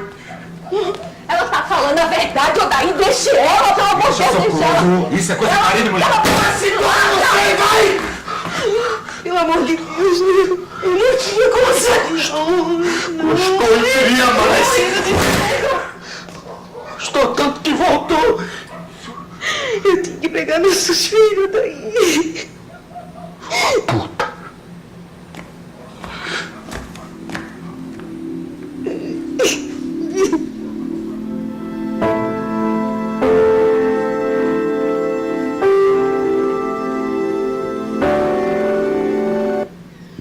É muito emblemática essa cena, porque a Juliana já tinha falado sobre a culpabilização das vítimas, né? E a gente vê aí que muitas vezes isso cresce, isso existe e precisa ser, de alguma forma, desconstruída essa rotina. Agora, Calone, os homens se esquivam um pouco da responsabilidade, né, de apoiar as mulheres. Aí a gente não está falando só de maridos, de companheiros, mas da sociedade de forma geral, de testemunhas, de amigos, de parentes. Eu acho que de um modo geral, sim, né? Mas também nesse aspecto eu sinto uma melhora bem grande. Eu acho que esses debates, a discussão, esse assunto está tão, nos últimos tempos, tão aflorado, né? Está todo mundo falando disso, de assédio em Hollywood, não sei aonde. E eu acho que a conscientização por parte dos homens também está mudando bastante, eu acho. Tem que mudar muito mais ainda, sem dúvida nenhuma. Mas bom, também depende muito do teu círculo de amizades, tá? Mas, honestamente, no ambiente que eu vivo, os homens são extremamente solidários, sim, a essa questão, as mulheres também. E é assim que tem que ser, né? Porque também existe o inverso, né? O assédio aos homens também. O assédio às crianças, a mulher assediando homem, homem assediando mulher, homem assediando crianças, mulheres assediando crianças. O assédio é amplo, né? O espectro dele é muito, muito amplo. Mas eu sinto, de modo geral, uma solidariedade bem maior do que era antes. Agora, de uma forma geral, como desconstruir essa rotina de culpabilização das vítimas, Juliana, por exemplo? Sejam elas mulheres, homens, enfim. Só terminando o que vocês estavam conversando, é difícil, eu acho que para os homens muitas vezes serem um apoio para as mulheres, porque é difícil entender quem que é esse criminoso e esse homem violento, né? Acho que o Vivi falou isso muito bem. Esses homens que cometem essa violência, eles não são esses monstros. A gente acha, né, que por muito tempo são monstros que não têm rosto, que não têm nome, que não estão integrados à sociedade, que vêm, nos violentam e vão embora, né? E não, todos esses homens, eles são nossos homens, né? Eles fazem parte da nossa sociedade. Então, tem esse descrédito, né? Mas fulano assediou, será? Ele é tão inteligente, ele tem um PhD, ele tem uma mulher, tem filhos. Será mesmo que ele foi fazer isso com outra mulher? Então, tem essa descrença muito grande, né? E, de novo, como eu falei, os homens, eles são mais humanizados que mulheres. Então, quando você coloca na balança, esse homem que tem uma mulher, que é casado, que é inteligente, que fez universidade. Será mesmo? Não é possível. E com a mulher desumanizada, então você bate essas duas coisas e o descrédito acaba existindo, né? E por isso acho que talvez alguma coisa aconteceu e por isso que cai nessa culpabilização da mulher. Maria, para a gente encerrar aqui e passar as perguntas para a plateia, fala um pouco para a gente sobre o equilíbrio, né? A questão de você preservar as vítimas e, ao mesmo tempo, respeitar a história delas num assunto tão complicado. Isso acho que é o mais delicado, né? Porque a gente estava lidando com uma história real e sempre lidar com fatos, né, para transformar em ficção é bem diferente do que fazer uma adaptação de um livro que eu posso trair, não trair. Tipo, né, aqui eu estou lidando com uma coisa muito delicada que envolve muita gente, envolve um dos eixos é um homem que é criminoso, então, do ponto de vista legal, até eu posso usar, porque ele foi condenado por um certo crime, então eu posso colocar aquilo sem muito medo de estar sendo injusta e tal, porque, afinal, isso foi sancionado, tá, aí todo mundo sabe. Quanto às mulheres, quer dizer, várias dessas vítimas, muitas deram nome, muitas outras não deram, né? A gente não tinha como dar conta de todas as histórias, porque a gente está fazendo ficção, né? Tem um tempo limitado. Mesmo que a gente fosse fazer um documentário, a gente não conseguiria dar conta da amplitude disso, então a gente realmente tinha que extrair daí para fazer linguagem, extrair e simbolizar isso em menos personagens. Então, a gente, desde o começo, eu vi que isso tinha que ser ficcionalizado, que eu não queria fazer um documentário sobre isso, que os nomes dessas mulheres tinham que ser protegidos, né, e que, portanto, era muito melhor eu criar personagens fictícios a partir do que elas viveram, do que tentar representar a história de cada uma. Tem duas personagens que são mais, digamos assim, próximas da realidade, que é a personagem da Suzana Ribeiro, que realmente houve uma história de uma mulher que ele atacou, que era menor de idade, quando ele era residente ainda, e que era uma história muito icônica, porque ela provava que, na verdade, essa violência, esse comportamento violento dele começou muito antes, né? Não tinha sido porque, de repente, ele enlouqueceu, ele realmente já tinha esse tipo de comportamento. Então, essa a gente realmente, a história dela é mais próxima, continua sendo uma personagem ficcional, a vida pessoal dela não tem nada a ver, outra coisa, mas a situação que aconteceu é mais ou menos o que está ali. E a personagem da Jessica Ellen, que tem em comum o fato de que realmente foi uma funcionária dele que foi atacada. É o que tem em comum. Também a vida pessoal não tem nada a ver. E aí tem isso. A gente leu tudo, pesquisou todas as vítimas, mas a gente realmente não queria chegar a expor as vítimas, apesar de que várias delas foram a público, disseram seus nomes e quiseram, mas é diferente quando você vai fazer uma história de ficção, né? Então a gente tentou ser muito delicado. Agora até a Bárbara Paz está fazendo um documentário com as vítimas reais, que deve entrar no G-Show, enfim, está se definindo aí o que vai ser, porque a gente achou que era importante oferecer a elas a possibilidade de falar depois. Em princípio, até isso estava sendo colocado até no final, no último capítulo da série, acabou não acontecendo, e se fez uma coisa à parte, porque eu achei que era, se quem quiser falar, fala, quem não quiser, não fala, né? Mas a resposta delas todas, assim, é muito generosa.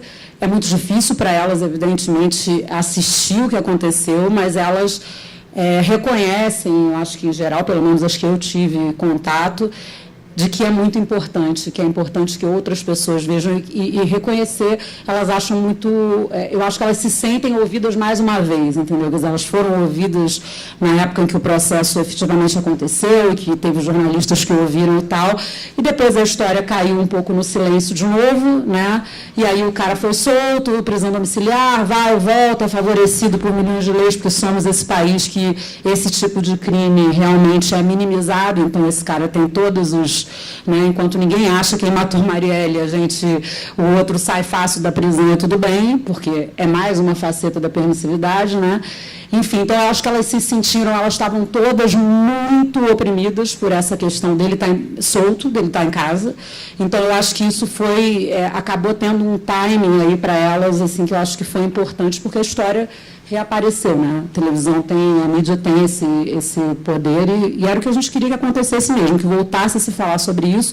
E outra também, eu, por exemplo, conhecia a história do Abdelmaci antes como a história de um homem horrível, doente, estuprador. Eu nem sabia quem eram as vítimas.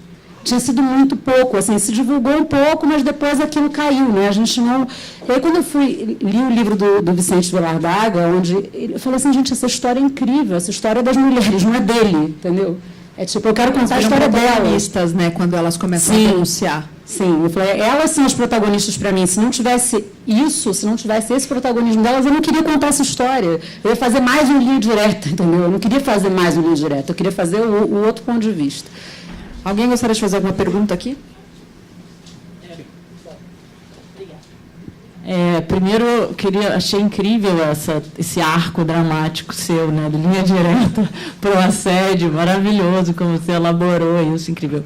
Mas, então, e parabéns. Eu ainda não consegui ver a série, mas fiquei aqui eletrizada e vou assistir. Júlia, 2 perguntas. Uma coisa que me chamou muito a atenção... Primeiro, assim, a gente fez o meu primeiro assédio, o Me Too muito antes, que foi o meu primeiro assédio, né? E aí, isso pouquíssimo se falou, óbvio, a gente falou isso muito na coluna Folha, assim, a gente já teve, peraí, gente, a gente já fez isso, enfim. Mas quando aconteceu o Me Too, portanto, já depois, me chamou muito a atenção que aqui não tenha tido um efeito dominó viral. Eu tenho minhas respostas para isso, mas eu gostaria de te ouvir por quê. Primeira pergunta. E uma segunda pergunta é uma coisa que, enfim, não tenho pesquisa, nada disso, mas eu tenho tido uma sensação, porque, enfim, por causa do trabalho no Agora Que São Elas, eu recebo muitas histórias, relatos, denúncias, e você sabe bem como é difícil, né, essa questão de publicar, porque, primeiro, tem questões jurídicas que são envolvidas, tem questões da pessoa, será que essa pessoa vai aguentar o tranco, dependendo de qual for a história, é muito delicado. Mas eu tenho sentido, assim, de uns meses para cá, recente, que está aumentando muito o volume de relatos e para todas as pessoas, eu sempre falo, já foi na delegacia, já procurou a institucionalidade, porque eu acredito no relato dizendo o nome e tendo percorrido alguma instância de institucionalidade. Assim, eu não sei se é o descrédito total da institucionalidade, porque ninguém está se colocando nesse lugar, ou se, de alguma forma, a coisa do relato acabou produzindo uma ideia de justiçamento. Assim, eu não sei bem, eu queria entender como é que se você está percebendo isso, como é que isso aparece para você. Tá. Sobre o Me Too... Alguém mais quer fazer alguma pergunta? Porque talvez a gente possa fazer uma rodada de umas 2 ou 3 perguntas para depois voltar por causa do tempo. Tem ali?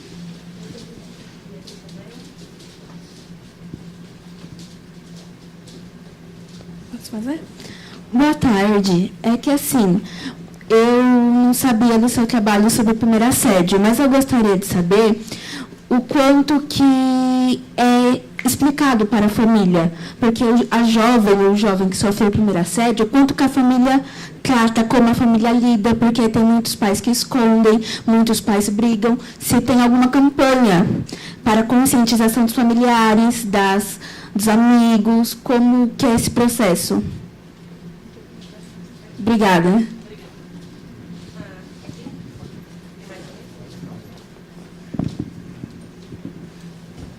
Obrigada. Parabéns pelo trabalho, pelas campanhas. A minha pergunta tem a ver com o trabalho de pesquisa que foi feito para criar essa peça. Porque a gente vê o exemplo do Abel Abdelmaci aqui no Brasil. A gente viu um caso nos Estados Unidos do Larry Nassar, o médico da equipe olímpica de ginástica artística, que ao longo de 20 anos violentou meninas de forma sistemática e só depois de 20 anos também o tema veio à tona e ele foi condenado. E lá nos Estados Unidos, o que eu achei interessante é que, após a condenação do médico, do Larry Nassar, a coisa evoluiu para responsabilização do que eles chamam dos enablers. Aquelas pessoas que ouviram as denúncias e nada fizeram, e que acobertaram. E aqui eu volto para você comentando que já existiam indícios desde cedo na carreira desse médico. E a gente sabe, o Instituto Avon, eu represento aqui o Instituto Avon, tem uma pesquisa que olha a violência contra a mulher no ambiente universitário. Então, a gente acompanha bem de perto. A gente viu o caso de um estudante aqui da USP que violentou 5 meninas e que foi inocentado, e a professora que levantou a voz e que fez a denúncia foi demitida.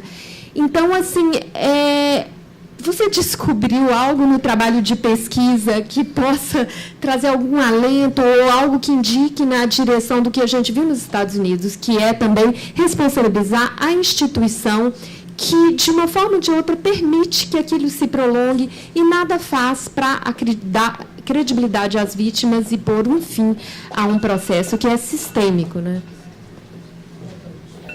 Acho que pode começar a Juliana primeiro. Que perguntas, Antônia? Sobre o Me Too, especificamente, não sei qual que é a sua suposição, teoria. Eu acredito que ele aconteceu no momento em que o Brasil estava uma panela de pressão, né? Acho que com a questão do impeachment, a sensação que eu tinha com os conteúdos que a gente fazia em Olga e colocava no mundo era mais ou menos impacto do que a gente costumava ter. Primeiro porque acho que disseminou também muita questão de debate em gênero, com muitas outras hubs de criação de conteúdo também pautando, né? E são muitos os temas. Então, acho que tudo estava concorrendo, né? Então, era a questão do aborto, era a questão do impeachment. Essa sensação que eu tive, né? Então, acho que de traduzir um movimento num momento em que a gente estava numa panela de pressão, quando a gente já tinha passado por tantas hashtags de denúncia, então, primeiro assédio, meu amigo secreto, até meu motorista abusador, né? Acho que já tinha passado. Então, a sensação que eu tenho é essa, mas eu não tenho uma resposta corretíssima e final. E sobre o processo de denúncia, acho que são algumas coisas, né? A primeira é que muitas mulheres não sabem passar por qual que é o processo. A gente fez uma cartilha sobre estupro, em que a gente fala sobre todo o processo que se alguém que é sobrevivente de estupro deve passar, né? Então, desde a delegacia, até mesmo no hospital, quais remédios tomar. Essas informações foi dificílimo fazer esse folder, porque elas estão espalhadas por todos os lugares, né? Então foi difícil fazer esse processo de encontrar as informações corretas e colocar num procedimento. A gente até fez um infográfico de passo a passo. Eu lembro muito de uma colega minha militante que ela sofreu um estupro e num encontro de Tinder, e ela é advogada, ela trabalha com violência contra a mulher, e ela falou assim que quando aconteceu com ela não sabia o que fazer, ela teve que entrar no site da organização em que ela trabalhava, porque ela não lembrava, não conseguia lembrar, ela teve que ler os próprios conteúdos que ela fez. E, mesmo assim, ela não foi na delegacia. Isso me lembra também um pouco da questão do caso da Clara Verbuck, que sofreu também um estupro no Uber, e que ela contou nas redes sociais e falou, não vou na delegacia, porque eu já levei muitas amigas e eu fui revitimizada e eu não quero passar por isso, né? Então, acho que falta de informação, né? O que fazer, não sei o que fazer, né? Tendo essa informação, se alguém já vivenciou o que é fazer um BO numa delegacia, eu fui tentar fazer uma de furto de computador e eu fiquei 5 horas, não consegui fazer o BO. Se eu fosse uma sobrevivente de uma violência, eu não sei também se eu teria essa resiliência e essa força, assim, para ser bem honesta, né? E 3, a sensação que eu tenho também de muitas mulheres que nos escrevem para falar sobre o que elas passam é só essa vontade de pôr no mundo, sabe? Alguém veio, me machucou, me violentou e levou a história comigo, e agora eu vou retomar essa história e vou contar nas minhas próprias palavras e tá bom, e já está suficiente, sabe? Acabou aqui, contei pelas minhas próprias palavras, eu tive essa força e essa coragem de pôr no mundo, e fim. Então, acho que são mais ou menos essas três frentes, mas acho que depois a gente podia conversar, que eu quero te escutar. Né? Pick your brain. E nós não temos, a campanha ela foi bem de awareness, de geração de consciência sobre o primeiro assédio. A gente não fez nada muito específico para os pais, mas a gente faz visitações em escola, a gente fala com os alunos, e muitas vezes com pais também, em empresas, e muitos deles me perguntam, como que eu falo de assédio com meu filho? Como que eu vou falar com minha filha sobre isso? Né? Que tabu? E eu falo assim, como que você ensinou o seu filho e sua filha a escovar os dentes? É isso, a gente precisa só normalizar, né, e tirar essas camadas de tabu para falar sobre a questão de gênero e violência contra a mulher também. Precisa ser algo que tem que estar no dia a dia, precisa ser algo que tem que ser costumeiro, a gente não pode ter 1 milhão de dedos. Né? A gente está falando sobre o corpo, o consentimento, né? Sobre a sua autonomia. Né? Então, acho que é isso que a gente tem que colocar de uma maneira mais naturalizada mesmo, esse debate. E desde cedo, não dá. Acho que se a gente acha que é um tabu, a gente está reforçando também preconceitos, né? Mas acho que esse peso, né, nessa conversa. Bom, você estava falando aí, eu me lembrei aqui que quando eu entrei na universidade, muitos anos atrás, o trote, no dia que eu cheguei lá, eram os meninos, né, os veteranos, amarravam uma cenoura pendurada aqui na calça, que ficava, claro, na direção do pênis deles, e as meninas eram obrigadas a comer a cenoura agachadas no chão. Isso nos anos 90, no Rio de Janeiro.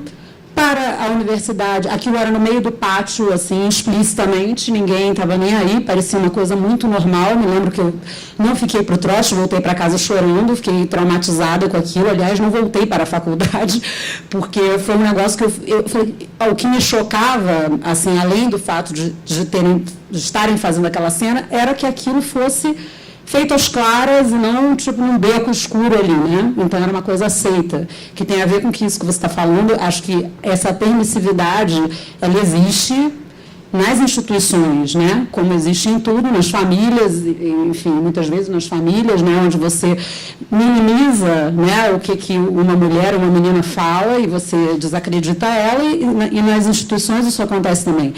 Na pesquisa que a gente fez, sempre a gente vai esbarrando nisso, de que, obviamente, tem muitas instâncias que permitiram que isso acontecesse. O silêncio, ele era corroborado por todas as frentes, quer dizer, existiram vítimas que tentaram denunciar, foi na delegacia, teve BOs, etc., e aonde sempre que dizia para elas, essa velha e boa questão do crime sexual, mas que tinha alguém com você, não tem testemunha, então sua palavra contra dele, ele diz que foi consensual, você diz que não foi, então elas eram desacreditadas, né? Teve mulheres que, inclusive, fizeram um corpo de delito e tinha realmente uma questão da violência, e mesmo assim o negócio não foi adiante, porque ele era famoso, além de tudo ainda tinha isso, ele era famoso, era o médico das estrelas, então, se já é complicado normalmente, imagina para um homem, né, como era o caso lá do médico americano.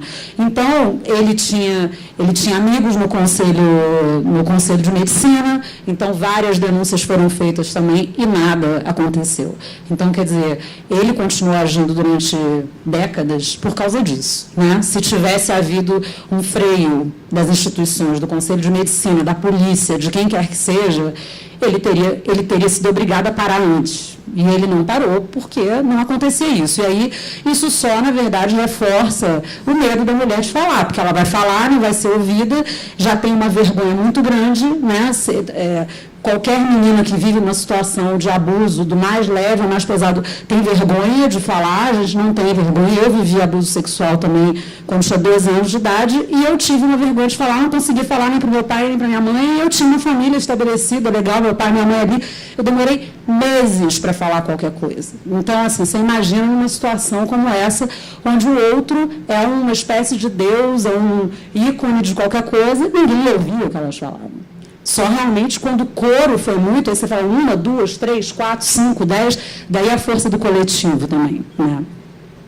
Então, eu acho que assim, o panorama não é bom. Eu acho que as instituições elas são permissivas e as universidades muito. Nas faculdades de medicina é uma loucura. Né? Todas as festas, praticamente, de faculdade de medicina acabam com várias meninas estupradas, sempre tem essa história de que era consensual, não, as meninas bêbadas e, assim, são os piores casos. Meu filho estava na faculdade de medicina, não conseguiu continuar, porque era um negócio, assim, horripilante. Assim, é muito horripilante, ninguém faz nada. Mas alguém tem alguma pergunta? Bom, obrigada novamente por essa mesa tão rica e que nos possibilita pensar e repensar muito sobre vários pontos do nosso cotidiano. Eu sou Sandra Vale do Promundo e eu queria trazer, na verdade, pedir para a Vivi falar um pouco sobre... A gente falou muito sobre educação, né, aqui, né, sobre como a gente trabalha. Acho que uma das ouvintes também falou um pouco sobre isso, como é que a família participa desse processo, né? Porque uma coisa é a gente falar sobre assédio numa estrutura mais formal, como um ambiente de uma universidade, como um ambiente profissional, corporativo. Outra coisa é a gente falar do assédio no nosso dia a dia, né? De como é que a gente lida nas relações pessoais, como é que a gente lida nas relações casuais, de sociedade, Tinder, rua, como é que a gente lida com isso no nosso dia a dia. E aí a gente olha para um determinado público, que são as meninas e os meninos, que estão numa faixa etária onde está tudo muito confuso e a linha tênue entre vivenciar a sua sexualidade e passar por uma situação de assédio, de violência sexual, é ainda muito discutida, né? Então, eu queria trazer para a Vivi essa pergunta, assim, de como é que vocês, a Plan, que trabalham com esse público de meninas numa faixa etária, e com a pesquisa que também você comentou, um pouco você falar sobre isso. Um outro ponto, né, que eu estava aqui conversando com a Dani, assim, a gente percebe muito bem que, quando a gente olha para alguns países e a legislação sobre assédio, o Promundo trabalha com muitas empresas onde a sua legislação acaba sendo do seu país de origem, provavelmente, em alguns casos, os Estados Unidos.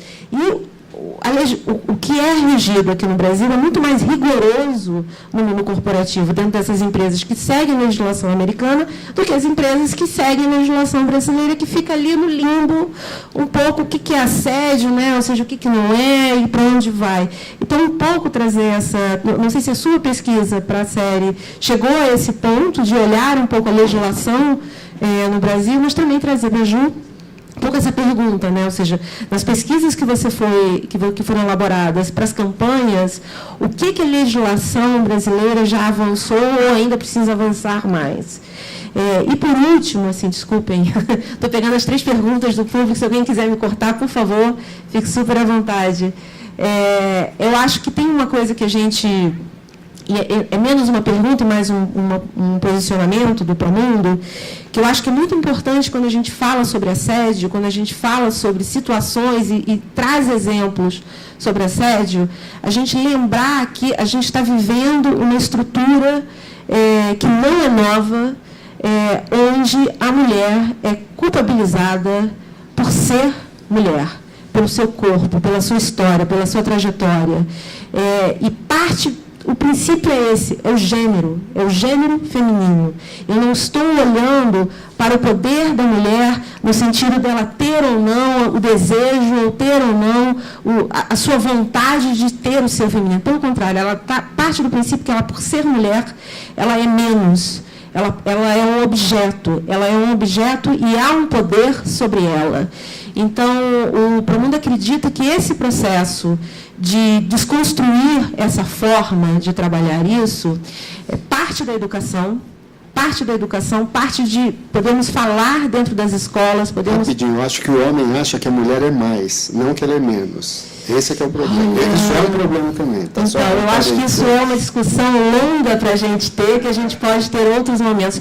Mas eu acho que são 2 pontos importantes. Eu acho que as instituições que estão aqui representadas, a gente sabe do que a gente está falando, pelas pesquisas que são elaboradas, pelos dados que são elaborados, não só pela gente, mas também por inúmeras outras organizações, não só no Brasil. Mas falando especificamente no Brasil, e aí falando pelo Promundo, eu te digo que o homem não acha que a mulher é mais. Tudo bem, eu te provo. O medo vem daí. Não é medo, é poder. O homem tem medo. O homem tem poder. É ancestral, isso é muito medo. Que nasce do poder dele, mas tudo bem. Não, claro, ou seja, a gente está falando sobre uma construção, mas eu acho que é muito importante a gente trazer esse dado aqui, ou seja, todas as organizações que estão aqui presentes, todas as pessoas que trabalham com isso, a gente estudou muito e a gente continua estudando e a gente não tem a solução, a gente está no caminho, a gente está no processo, porque se a gente tivesse solução, a gente não precisaria desse espaço, porque já foi solucionado e não foi. A série traz isso.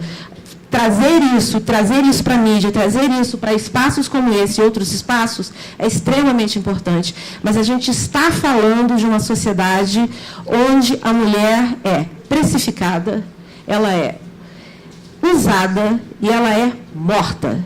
Nesse sentido, a gente precisa entender que, partindo desse lugar, eu estou construindo uma trajetória, eu estou construindo uma história que eu posso mudar, que nós, instituições, nós, pessoas, individualmente, a gente luta para mudar todo dia, mas não é simples, não é fácil, e a gente precisa do apoio de cada um de nós aqui para mudar essa trajetória. E o principal é essa, não olhamos e não queremos olhar o homem como algoz, o homem como mas ele também não é vítima. E a mulher é vítima nesse processo. Por ser vítima, a gente precisa mudar essa trajetória. E vocês, homens em geral, deveriam ser nossos aliados nesse processo.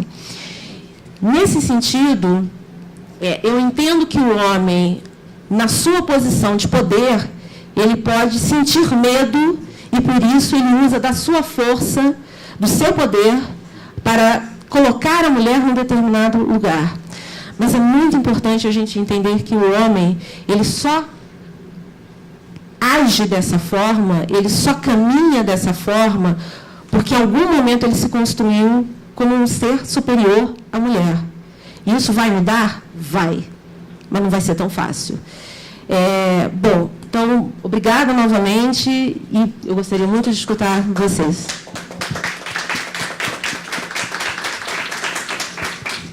Muito massa todas as reflexões, muitas provocações muito pertinentes. Eu acho que o tempo inteiro a gente estava conversando aqui, né, na tarde, né, de que as coisas elas não estão dadas, elas estão se dando. né? E que, ao mesmo tempo em que essa história ela nos constrói, nós também construímos essa história, né? Isso muito para dizer que nós também temos um papel nessa desconstrução, que algumas mudanças nós já estamos vendo, outras talvez a gente não veja, não seja na nossa geração, mas que a gente está caminhando, né? Ou seja, nós temos um papel de protagonismo, que é o protagonismo de fazer a minha parte e de mover essa estrutura para que no macro isso aconteça, né? E falar das meninas e dos meninos é essencial, porque a gente posiciona no começo da vida essa violência. A gente sabe que as meninas e os meninos, eles não estão guardados numa bolha e como mãe, quem me dera, né? Se eu pudesse fazer isso, se eu pudesse ter deixado meu filho bem em casa, bem alimentado, né? Bem protegido, mas eu não posso, né? E para mim isso é muito desafiante, né? Porque ao mesmo tempo que eu estou aqui fazendo toda uma maternidade militante, né? Ser mãe solteira de um menino negro no Nordeste, olha aí, né? É karma, não é não? Mas veio, e eu vivencio e isso modificou a minha relação comigo, com a minha história. Mas eu sei dos riscos que significa ser uma mulher negra, mãe solteira no Nordeste de um menino preto, né? E então a minha maternidade é uma maternidade militante. É filho, olha, é isso, meninas e meninos têm os mesmos direitos, filho, olha, é isso, é aquilo, aquilo outro, mas ao mesmo tempo o menino vai no cinema e assiste Vingadores, onde 15 heróis que estão salvando o mundo só tem 2 heroínas, uma que o poder seduzir e outra que derrubou metade do prédio e matou o rei de Wakanda. Né? Então, veja, essa é a sociedade que esse menino está recebendo de mim muitas informações, mas ele também está recebendo informações do cinema, ele também está recebendo informações da música. Né? Então, não sou eu sozinha, né? É essa aldeia global que educa esse menino e que produz efeitos na sua subjetividade. Né? Então, o desafio das famílias é muito grande. Isso a gente está falando de uma família desconstruída, né? Mas imagina aquelas famílias profundamente conservadoras. Né? Na minha casa, a gente não tem dificuldade de falar sobre sexualidade. O conservador é ele. Eu tenho uma teoria de que, quando nós pais somos muito progressistas, a rebeldia do filho é ser conservador. Né? Ele é profundamente identificado com os conteúdos do mercado financeiro. Muito. Ele tem um plano gigantesco de cobrar juros dos amigos. Né? E eu acho que essa é a rebeldia dele, né? Ser conservador. Mas a gente não tem problema de falar sobre sexo, a gente não tem problema de falar sobre sexualidade. E eu percebo que, em que pese o fato, né, da rebeldia dele ser uma pessoa mais contida, né, ele é um cara que ele tem um espaço para colocar as questões dele. Né? Um dia desse ele chamou e falou assim: tu não precisa ficar falando comigo sobre camisinha, me diz um site seguro que eu mesmo pesquiso. Né? Então, tudo bem. Né? Então, isso significa 13. Isso significa que quanto mais tranquilo é para a gente, enquanto mães e pais, o conteúdo da sexualidade, mais tranquilo será para os nossos filhos e nossas filhas lidar com ela.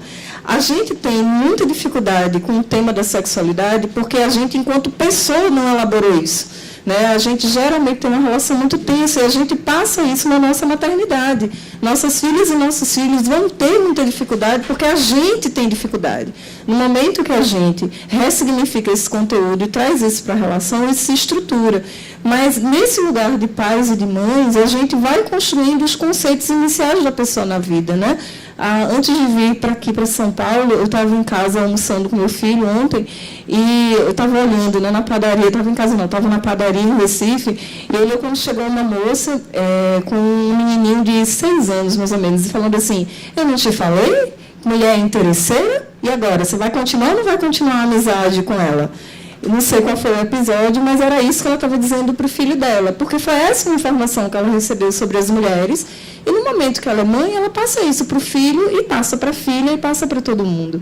Então, a gente precisa revisitar os nossos conceitos, porque são esses conceitos que a gente passa para os nossos filhos e para as nossas filhas.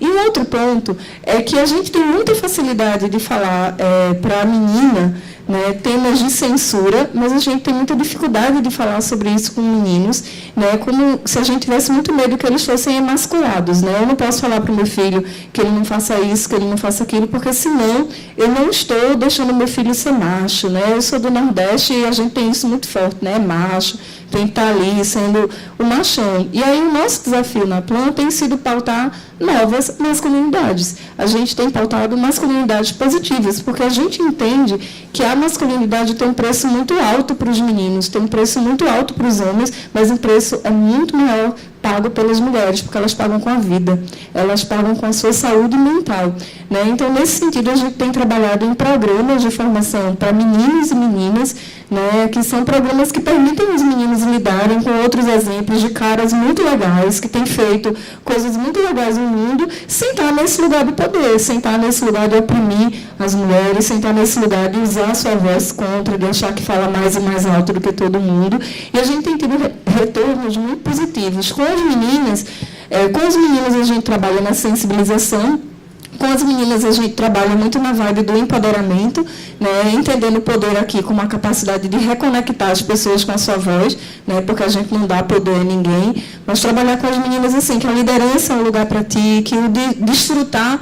Então, é um currículo muito parecido, mas que pega dessas diferenças de serem meninos e meninas. Então, por exemplo, o currículo dos meninos diz assim, vivenciar a sua sexualidade responsavelmente, e o currículo das meninas diz o direito de desfrutar minha sexualidade, né? Porque a gente entende que as meninas são censuradas o tempo inteiro, e a gente tem trabalhado com meninas do Brasil inteiro, das 5 regiões, e com meninos também, feito essa grande rede, né, de que o mundo bom para as meninas é um mundo bom para a humanidade toda.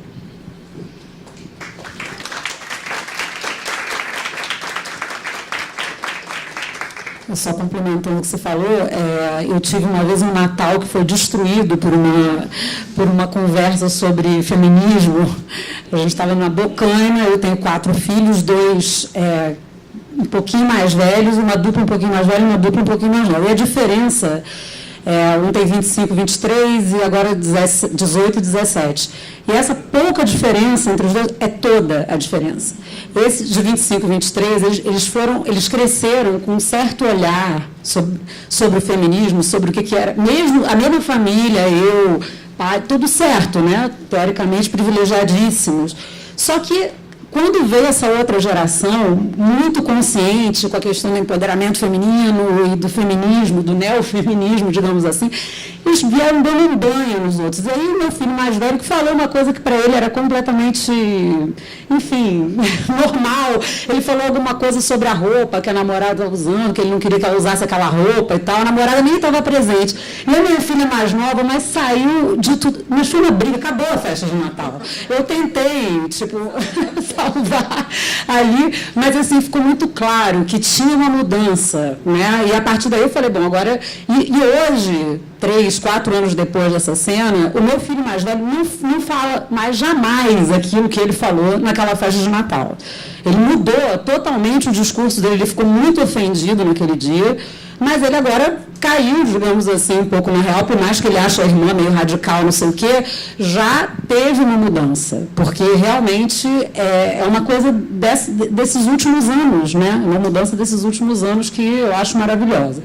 Ela tinha me perguntado a questão jurídica, mas ela não está mais aí, mas, enfim, na série, a pesquisadora da gente, que é a Eduarda Azevedo, ela é advogada, então a gente teve o tempo todo realmente uma preocupação com a questão jurídica mesmo, e durante o Abdelmaci, durante o processo, quando o processo estava correndo contra ele, teve uma mudança na lei que considerou que antes, né, coisas que ele fazia que eram consideradas nada, praticamente, passaram a ser consideradas estupro, né? Ele ia tentar agarrar uma mulher dentro do consultório, passou a ser considerado estupro, e por isso a pena dele aumentou muito, os processos dele, tomaram uma outra dimensão, inclusive ele reclamou disso muitos anos, dizendo que ele tinha sido injustiçado porque a lei tinha mudado no meio do caminho e ele era uma vítima da lei. Olha que maravilha.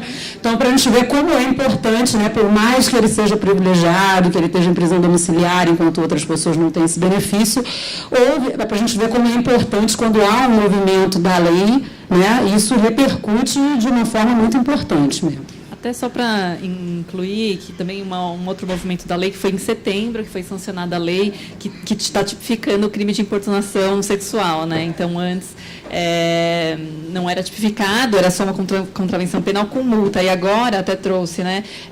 Pode pegar de 1 a 5 anos de prisão. acredito no sistema prisional, acho que todo mundo tem que ser preso, aquilo que a gente conversou. Acho que é um sistema que é racista, que tem 1 milhão de problemas, mas é importante tipificar, é importante a gente nomear. Né? Como eu falei, assédio sexual só entendido em ambientes de trabalho, nível hierárquico, e agora a gente tem esse nome, né? Importunação sexual. É isso, só para complementar. Quero agradecer a presença de vocês aqui da plateia, agradecer aos nossos convidados por terem participado desse debate e também ao Promundo pelo convite. Na sequência, a gente vai fazer um intervalinho rápido. Na sequência, eu vou entrevistar a Heloísa Buarque de Holanda sobre o crescimento do feminismo. Quem quiser assistir e participar será muito bem-vindo. A gente vai estar aqui. Até já.